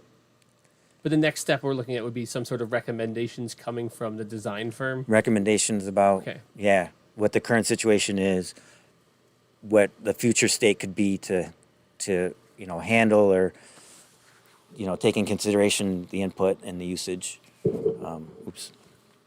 And so, like, worst case scenario would be nothing happens, right? Worst case scenario is they pull access away. That in my Okay. That's very unlikely. yeah, I would hope it's very unlikely. But yeah, worst case scenario in this situation, the feedback I think was overwhelmingly positive for biking. So, but if it was overwhelmingly negative for biking, then they could pull it back. Yeah. They'd be like, oh, we don't need these trails because people are whatever, getting run off the trail. I'm always long time horizon. I'm like big picture. I'm like, oh my God, like 5 years, 10 years. And I just see there's just so much opportunity in Rochester. It's untapped. Like right now, we got 2 parks. How many mile of trail do we have between these 2 parks? Ballpark. I think like 12, 13. Without having to double up on mileage, right? Yeah, 6 in West Bay and 7 or 8 in Tryon, I think. And do we have an estimate on how many mountain bikers we have active in, this area? That's a good question. I know I can speak to numbers of how many members we have. Well, how many members we have? About 300. 300. Yeah. And how many surveys were pro bike or bikers? Do we have the number? So active members, we have 300. Members in ever total, like running list is about 1,000. Okay. Different unique names. And those are people that are willing to sign up and pay. They have donate or money to are help. currently doing it. Yep. Okay. And then the survey, there was, I used to remember this number. Dang it. I want to. It's like 1,300 or something. Yeah, it's up there. It's up there. So either way, let's just say it's 1,300. We have roughly 13 miles for 1,300 people with conservative Right? estimates. Yeah. That's not enough, frankly. And for a city as big as Rochester, and being that these parks are adjacent to each other, that it could be connected down into Ellison, up into Lucian Morin.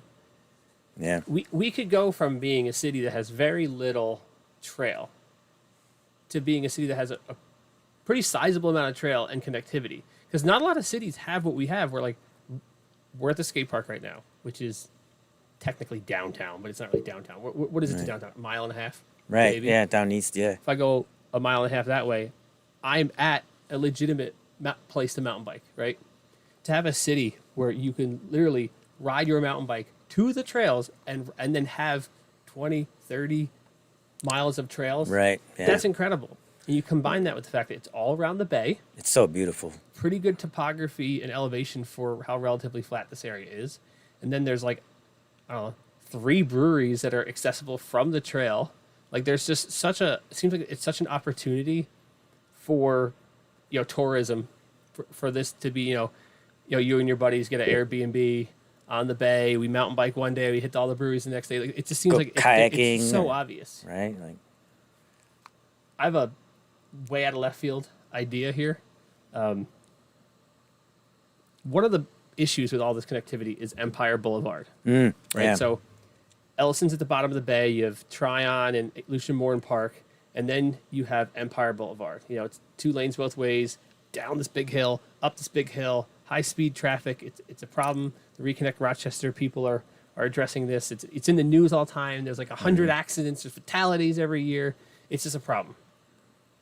I was driving through there the other day. I had this brilliant idea.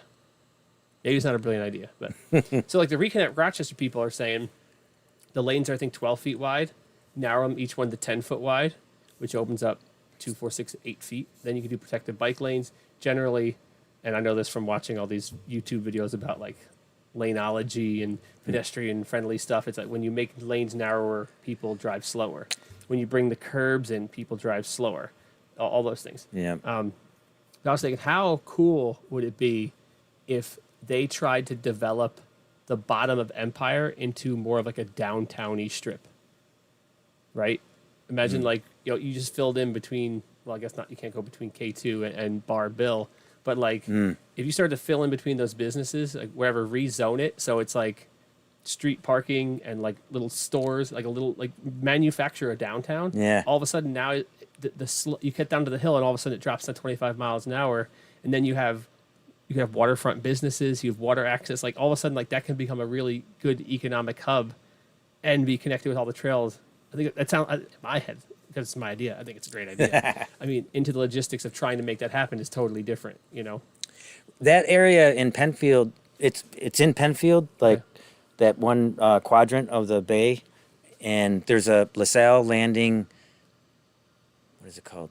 Business incentive zoning or something. Yeah. Where there's a zone to incentivize businesses to come in. I think the Actually, problem is with current zoning and building codes, you really can't build like a downtown Brockport. Like, it's like impossible to do that again. Yeah. It'd be cool if there was a way they could make them like closer and have that walkable feel. yeah. But I imagine like a little walkable downtown connected with those parks and the waterfront. It could be. Oh my gosh, yeah. Maybe this is me trying to channel my inner Salmon Tryon, Los Angeles Tryon. Yeah. But anyway, Pedestrian bridge. that would be the biggest thing there, really. Yeah. If we can get to Bay Park West from Tryon or Tunnel. So interesting enough, the Ellison Parks Master Plan that was published in 2009, 2010 after the input, so it was voted on by the legislature. One of the contentious amendments that was made actually to that was that in order for connectivity to happen between Tryon and West Bay, that a traffic control device or elevated sidewalk would have to be installed, which is kind of weird, where you're talking about a high-level plan and you're being very specific Yeah. about. But it was like it's I part mean, of it makes sense. Like, if they could just get out of Tryon somewhere down low, get a pedestrian bridge, and cut it over the old trolley line into the Right. Bay, it would be Bay Park West would be incredible. yeah. It would be huge. There's so much Be potential down expensive. there. But yeah, I feel like it's worth it. I don't know. But also I'm a biker. I'm an outdoors person. I love these parks. It's Yeah. different, you know. To get these politicians to think it's worth it or it's going to garner votes is the challenging battle. So my path, I've learned a bit too, and we made a little bit more of a political push, saying hello to our voted politicians, and business owners like yourself are very influential when it comes to when they are speaking in Oh, yeah. town boards and things like planning boards. I don't know, making friends with businesses too that. Yeah, because it's almost like a God, in that world of politics, they talk about things like increasing it's economic boom. You know, it's good for small business. It's good. You know, it's good. How do they really quantify that other than guessing? But if you have a local business, you have K2 Brewing right there on the bay saying like, no, like these guys bring in a lot of sales. They bring in all these mountain bikers. They come in like it's like a big if they they're technically not even really allowed to park right next to us. No. And they're here just because it's close. If they was that close, like this would be huge. Oh for my me, gosh! Yeah. yeah. Again, you come out of Lucian Morn right there, and you have Barbill or K2 or the other bar across the street. There's a diner right there. Like there's a lot of economic opportunity there for sure. Yeah, it's so beautiful. It's kind of crazy because that whole area, it just seems underutilized for that waterfront. And that one restaurant that was there has changed like 3 times. It just seems like they can't stay open. And it seems like such a cool location. And Yeah, that whole area, like back in, before cars really, when trains and trolleys were the way to get around, Irondequoit Bay was a recreation area. Yeah. There were boats, fishermen, hotels, amusement parks, all along there. And then, the cars came around, and you can go wherever you want. Amusement parks kind of died away, or in some places and flourished in others. Cars had a massive decentralization. Oh yeah, in community. Yeah. Oh, for sure. And then the bay became, like the sewers ran into the bay, and they put a train trestle across the top of the bay so boats couldn't get in and out. It was disgusting, right? So it was a recreational area with, great scenic views and postcards about it. And then it was like this really bad place that no one really wanted to go anymore. And so they put roads in, driving through that area, and Empire Boulevard has changed drastically in the last like 30, 40 years, right? It was just a couple businesses and marinas. Now you got a bunch of apartments, bars, crazy, there's that one storage places. Sorry.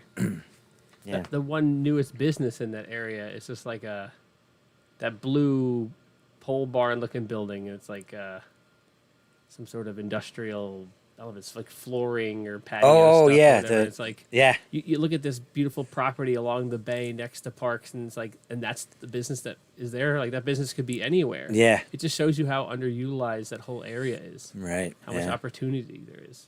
Right. For being, an open space. Yeah.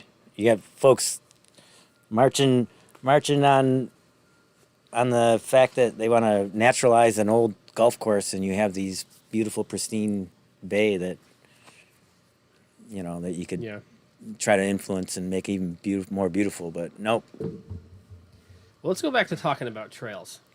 I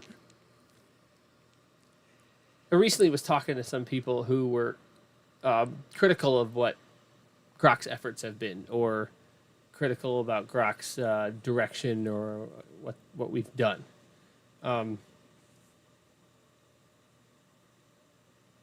I think it was silly because, as I said earlier, with the skate park, you're trying to please all user groups, right? And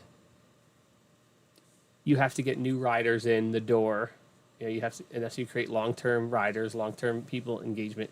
The criticism that I had received, and I've heard this from other riders, is that we're not building, advanced enough features, right? It's not, it's all beginner stuff, right? And again, I think this is just wrong because I think we really lack beginner trails. What do you think, as far as with what limited trail we have, do you think we've done a good job with what we offer to the whole spectrum of riders? Do you think on the spectrum from like beginner to advanced, or from, to more gravity oriented, whatever, who do you think is the most who is the least amount of trail for them to ride for their particular niche? Like who are we not catering to? Or what do we actually, let's say, what do we most need, really? Right. As far as what trail we already have. In my opinion, I think the ends of the spectrum are where we need more trail. So both very beginner and very advanced. You're saying I think we have mostly very intermediate trail. Yeah. I think that's pretty accurate. I mean, before, master plans and things like that, mountain bikers were riding on hiking trails out of opportunity. And then they were given the ability to try to build new trails in certain areas during the time frame, and they built the trails that they wanted to ride, right? They were people that knew what they wanted. When you're a beginner skateboarder or mountain biker, like you're balancing, you're getting on, you don't really know what you need or how to advocate for it. Right? Like a beginner, you don't see many beginner mountain bikers being like, I need more beginner mountain bike trail. You don't. Yeah. So I see a need to advocate for those folks because, again, you get people sucked in, they're going to be there for a lot longer, right? Like they're going to, you're investing in your community and then also on the expert side,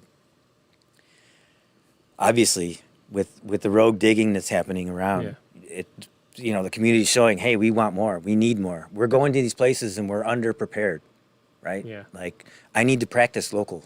I think expert gets challenging because it starts to divide into more niches, Sure.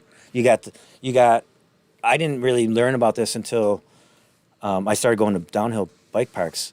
Like there's a builder that does Killington jumps. There's a builder that does Highland jumps. They have different lips. So when you go to different places, you got to kind of reevaluate which lip you're riding. And so many of the trails that were built were specific to the person who was building them. I don't know.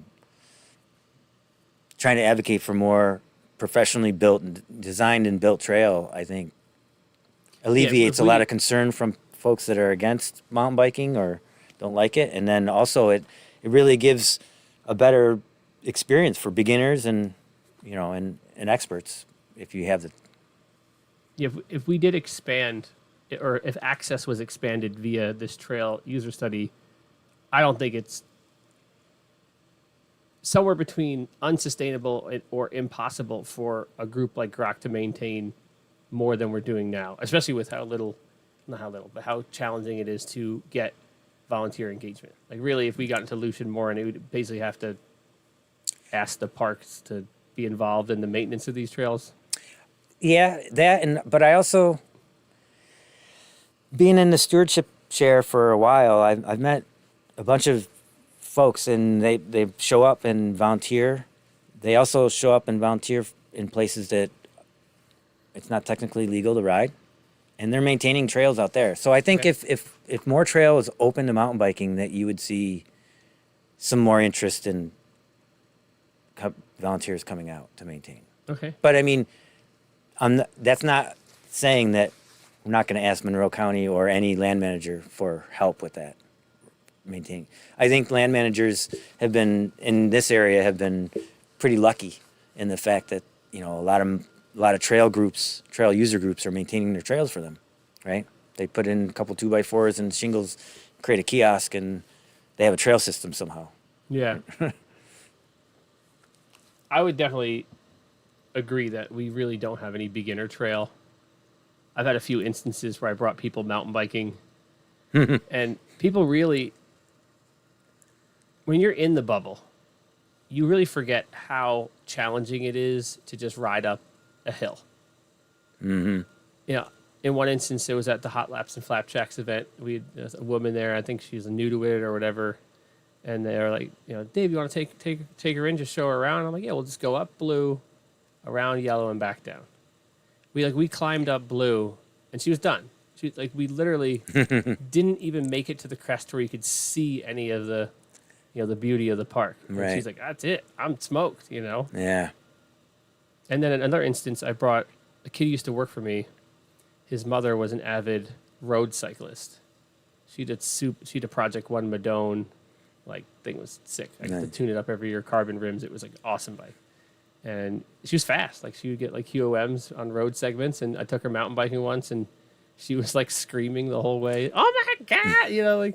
She was it was just different. And because it's pretty punchy. Bay Park West is quick up, quick down. We need double, more like Whiting Road, double track, rolling hills, the feel of some dirt, but maybe not roots or rocks, and just get your feet wet. We don't have that. The side slope at West Bay was concerning for beginners. Yes. I'm like, oh, West Bay's easier than Tryon, because I was in the same boat. Let me bring a beginner. I'm like, Tryon or West Bay or drier? I'm like, well, West Bay, Tryon is closer, but West Bay's easier. Let's go there. I'm not riding that. There's a drop off. No, the trail goes right along the side of the hill, but there's a drop off on the side. Don't look there. Yeah, chill with that hand, Elon. Sorry about that. I know I'm going in front of your camera too. But anyways, I think beginner and expert. I think both we drastically need. We did a another user input for our community, and I think at K2 in 2003 or maybe 2002, and specifically asked around. 22. It might have been 22. Okay, you said 02, 03. Did I? Yeah, you did it again. You mean 20, 20. 2022, 2023. Yeah. I was at one of those. That was Yeah. That was a good time. And we did some post-its and Yeah. got some feedback on what people wanted to see in different parks. And Ozone, that one new trail at West Bay, came out of that input. People were like, I want more jumps. I want more expert. So that's that little, it's short, but I mean, we stuck it in there, and people are having fun. Yeah. It's definitely different than what else is in there. And that was based on user input. Yeah, and I like it too because it's kind of tucked over. A normal walker might not ever even see it there and notice it's tucked over in that corner. Yeah, I don't know if that was conscious decision. I mean, it was more hey, there's some area over there and there's some elevation. It's so good use of the space. It was almost asking for exactly what it got. There's a lot of digging, man. Oh my gosh. It was. Yeah. Yeah, but it was good. Oh, it's good. But yeah, I think people get tired of providing input, but I think it's important, and especially with the land managers. These Maybe plans are you might old. get tired of input, but like, aren't you tired of the 6 miles of trail that you've ridden 100 times? Like, Right? Yeah. like you said, I'll do plenty of surveys. Like, Yeah. Yeah, it is. It definitely gets boring. And, you know, you know, mountain biking isn't the cheapest sport. So folks are able to, you know, possibly drive in different areas and experience trails that are more suitable to what they want. But I think, you know, to take a thing from IMBA, trails closer to home, right? Like, Yeah. and nowadays it just makes a lot of sense, right? Like, we want to get people off their screens and into the woods, and Yep. and you want to do that in the easiest way possible. So if you don't have to load your car up, you just get on your bike from your house and go to the place you want to go. I think love that's that. When I had more time in my life, that was my favorite thing. Just leave the house, yeah, go ride. right. So I mean, that's ultimately trails close to home. Good trail, fun trail. You know, eventually you might get bored, but if it's 30 miles of trail instead of Yeah. 12, I don't know. It's a battle. Yeah. Do you have a message for the doers versus the talkers? The doers, well, thank you, doers. Thank you so much for everything. And looking for better days. Not better days, but just, you know, more. There's more work. There's always more work. Talkers, come on out. I'll talk. Let's talk. Okay. There's a lot. That's one thing I think I'd like to, as president of GROC, let the community know a little bit more about. Like, there are efforts happening behind the scenes in various land manager meetings, and that there is opportunity for people to come out and either in the meeting or in an email or a phone call. You know, it's not glamorous, but those things do matter, right? And I get it. Some people are fed up with providing input and not seeing change, but if you don't do anything, you're not going to see any change. Are you bullish on trails in Rochester? I am Hopefully optimistic. hopefully optimistic. Okay. Yeah, I'm not bullish. Okay.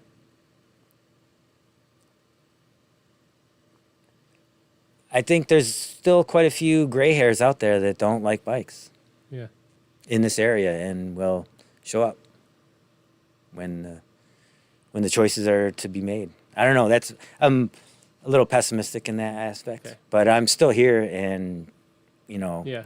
plugged in and willing to help other people know about what's going on, and you know, I'll learn some ropes about some of the history of what's going on and where we're at.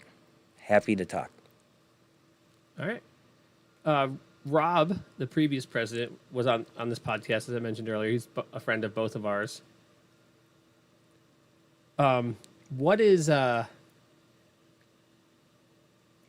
What's something that you think he was better at president than you're going to be at? Or like, is there something that he did that like you're I going to know. have to learn Well, from him? Like, for sure, hands down, is like public speaking and carrying a room.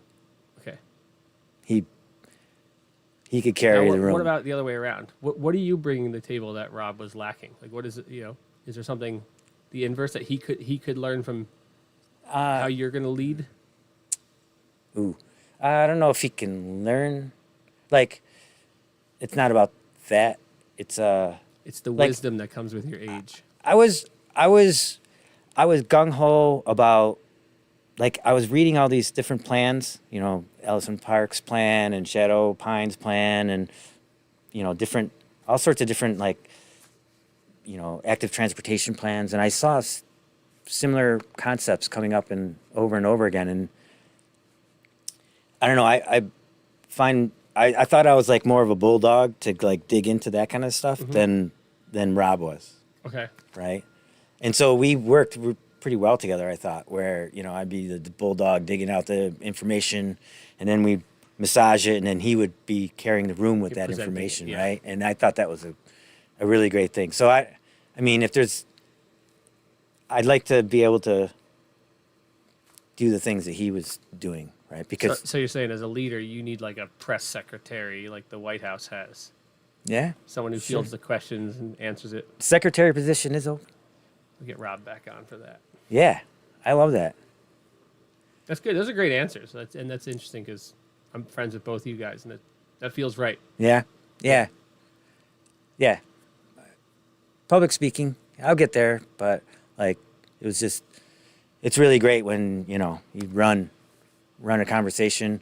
And last night, at the Shadow Pines, not Shadow Pines, but the Penfield Parks and Rec, the engineer that presented, Adam Wrights, with Further Trail. He can carry a room too.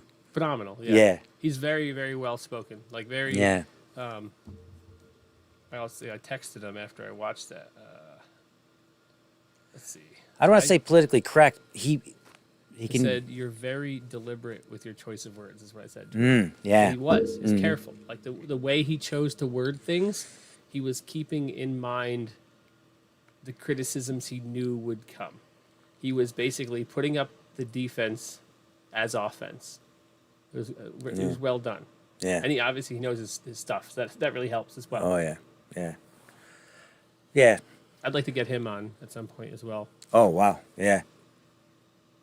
Can make that happen. It seems like he can really get into the nitty gritty. You'll have to have a clock though. Details. Sorry, about the Adam. trail He stuff. can. Yeah, that's what I'm saying. Like the nuance he has for trail building is like Oh my gosh. crazy. Yeah. Oh, for sure. And yeah, Yeah. Like that rock, I put there. yeah, like Or that was planned to be soil there, right? type and, Like- oh my god, Like dude, that rock next right level. there. It's like this big. Yes. That's there for a reason. It's like, Okay. for me to see it. I want to briefly talk about the treasure because I want to have you on another time to really dive into more history stuff. Oh right. Yeah, I know. I want to come back Yeah. and talk So more about it. give me what is the treasure? Give me like a 1 minute. Like give me the trailer for the next time you come on. We're gonna talk Wait, about which treasure? The lost city of Tryon, Ah. the treasure, Right, the right. Irondequoit Bay history stuff. History. Yeah. What's the treasure? So the story goes back in the War of 1812, which is fought in many different fronts, but along Lake Ontario and Niagara region of New York and Niagara Falls, Toronto.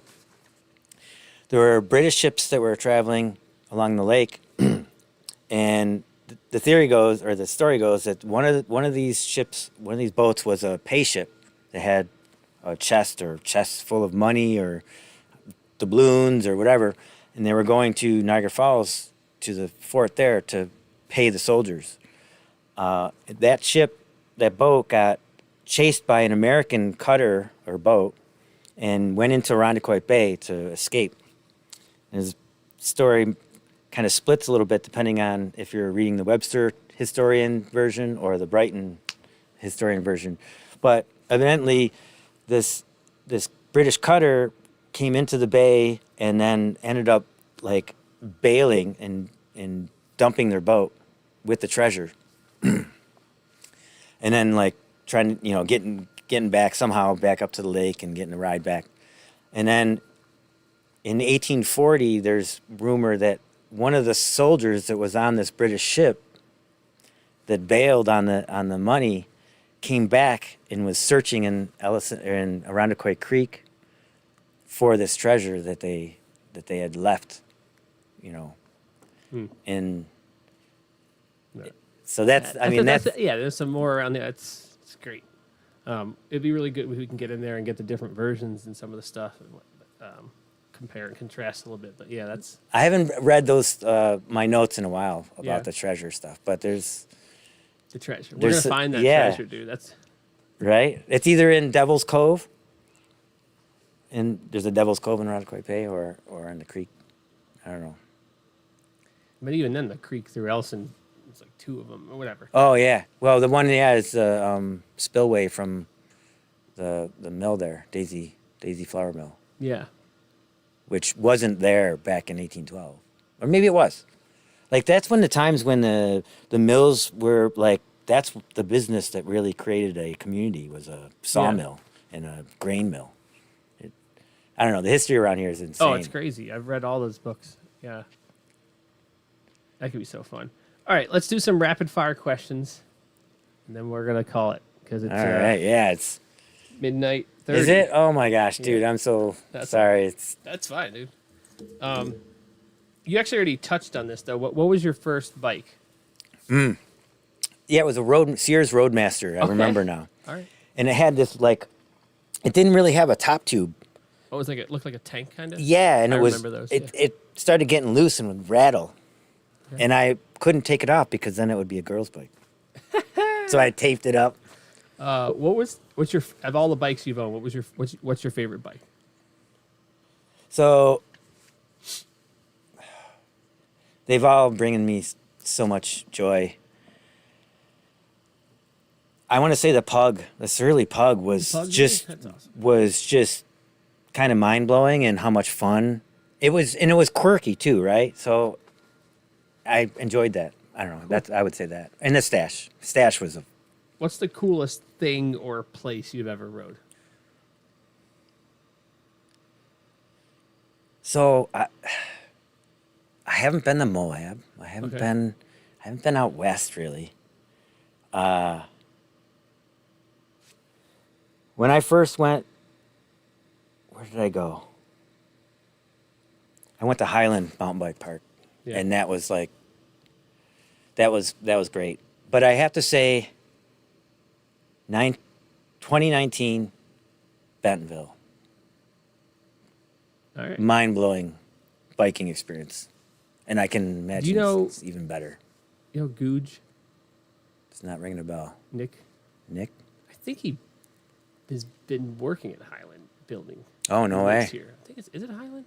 I don't know. New Hampshire? He'll be on here soon. Yeah. If you could snap your fingers and create something in Rochester, whether it be bike or otherwise, what would it be? If I could snap my fingers and make anything? Yeah. Well, obviously, it's got to be bike related, right? I mean, yeah. I mean, I could say Chickafill and Penfield. Nah, that would be not good. That's a current event that's got a lot of attention.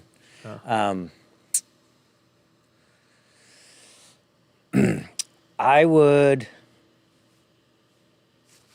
snap my fingers and change all the laws in the towns of Monroe County in New York State to be pro-bike. okay. That's great. Pro-bike on trails. Crunchy or creamy peanut butter? Whew.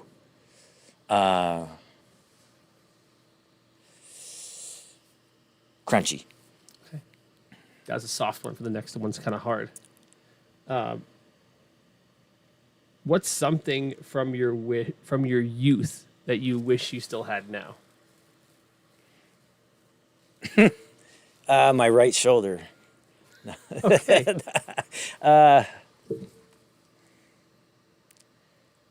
Not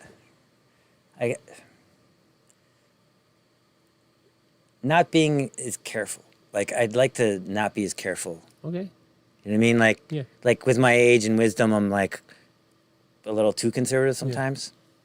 Flip it around. What's something that you wish you knew when you were younger that you know now? Right. To be more conservative? No. I think my choice in employment. Okay. I think I would be like, make sure what you're doing is what you want to be doing. Okay. That's really good advice. Yeah. If you weren't a biker, what do you think you would be doing? We just,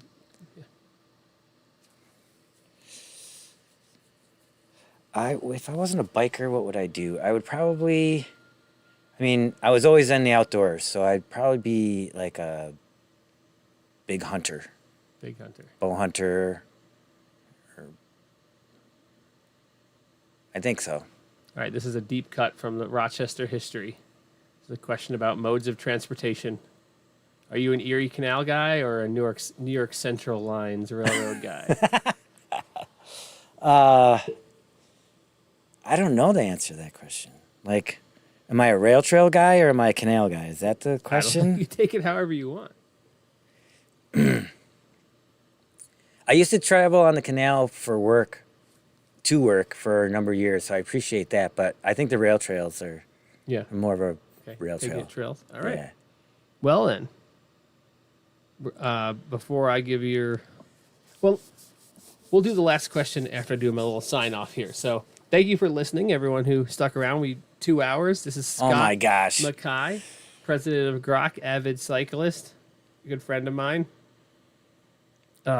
Share this podcast with a friend. If you made it this far, that's the best thing you could do to help, is tell people about the conversations we're having here about Rochester and action sports and biking and skateboarding and just all the passion involved in these sports. So share it with a friend. And obviously all the normal likes and shares and comments and reviews on iTunes really helps as well. You can support the podcast, skate park, or myself through Patreon. The link will be in the description. You can give as little as $5 a month, and that really helps keep the skate park open. Because the whole point of the podcast here is to try to,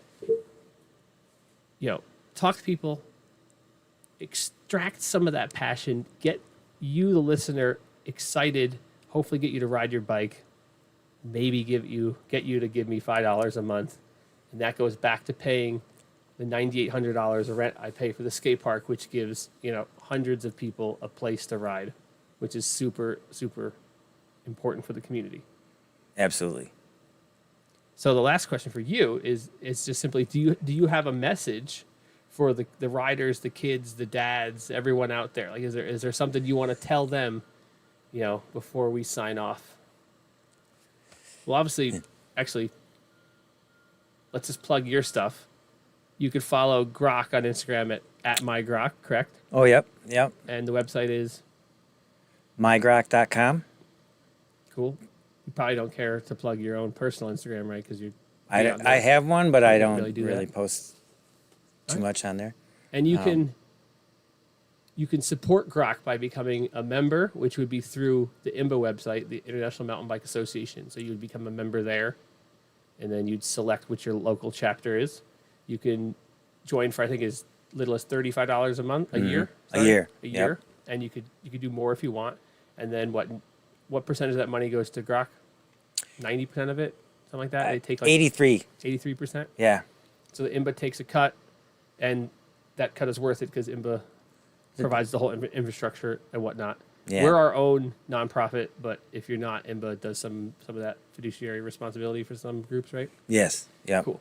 So that could be, if you want to support trails in our area, you can support GROC that way, and that money goes into our operational budget, which can go to funding the events we do, things you mentioned earlier like bridges, if we need any particular tools or anything. Tools or training.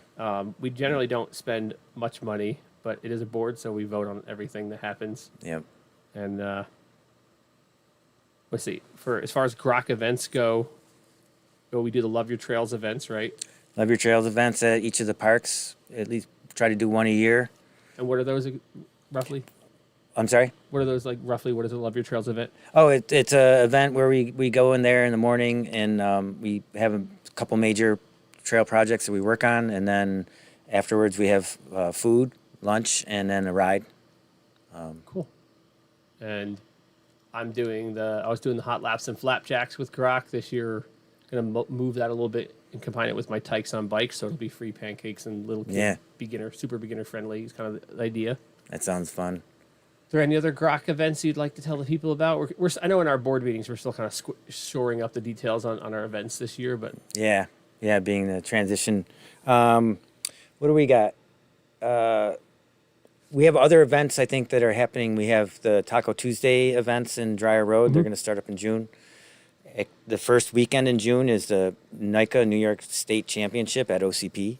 okay. That should be fun to go. We'll have some trail work before that, prepare the course. And I think we have Rochester Bike Week happening the first week in May. Okay. We're gonna. It's not on the calendar yet, but I want to have a beginner ride. Rochester Bike Week. Okay. Yeah. Interesting. Get me plugged in on that. I will, Maybe yeah. through the bike shop, we could work something out as well. First week of May. Yeah, the 8th to the 19th or something, cool. maybe. May. Definitely, we'll try to work something out for sure. Yeah. Are you talking to Reconnect Rochester with that, or? Yeah, actually, I just got an email from Jesse Piers. They have like a calendar that they allow people to put up events and things like that. Right. So That's awesome. plug you in. Great, fantastic. Well, thank you for being here. I appreciate your time. I'm sure we could have you on again, talk about the history stuff or more GROC stuff, or if there's any time, whenever the news breaks on the Saranaquate Oh, yes. trail user study, we'll get you back on just so we can try to disseminate the information out for the people out there. So yeah. So what's your message to the riders out there, the kids, the parents, the mountain bikers? Keep on coming out. Like, come out to Breaking Free. Look on the GROC calendar for events for trail work if that's your thing.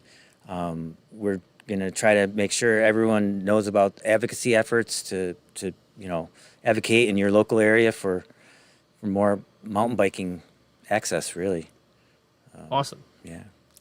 Jack in the chat, who's been here from the very beginning, said epic listen. And I know you said you were nervous, but you did a great job. Oh, great. Thanks. So thanks for coming. Yeah. I'll Thank see you. you guys at the skate park later.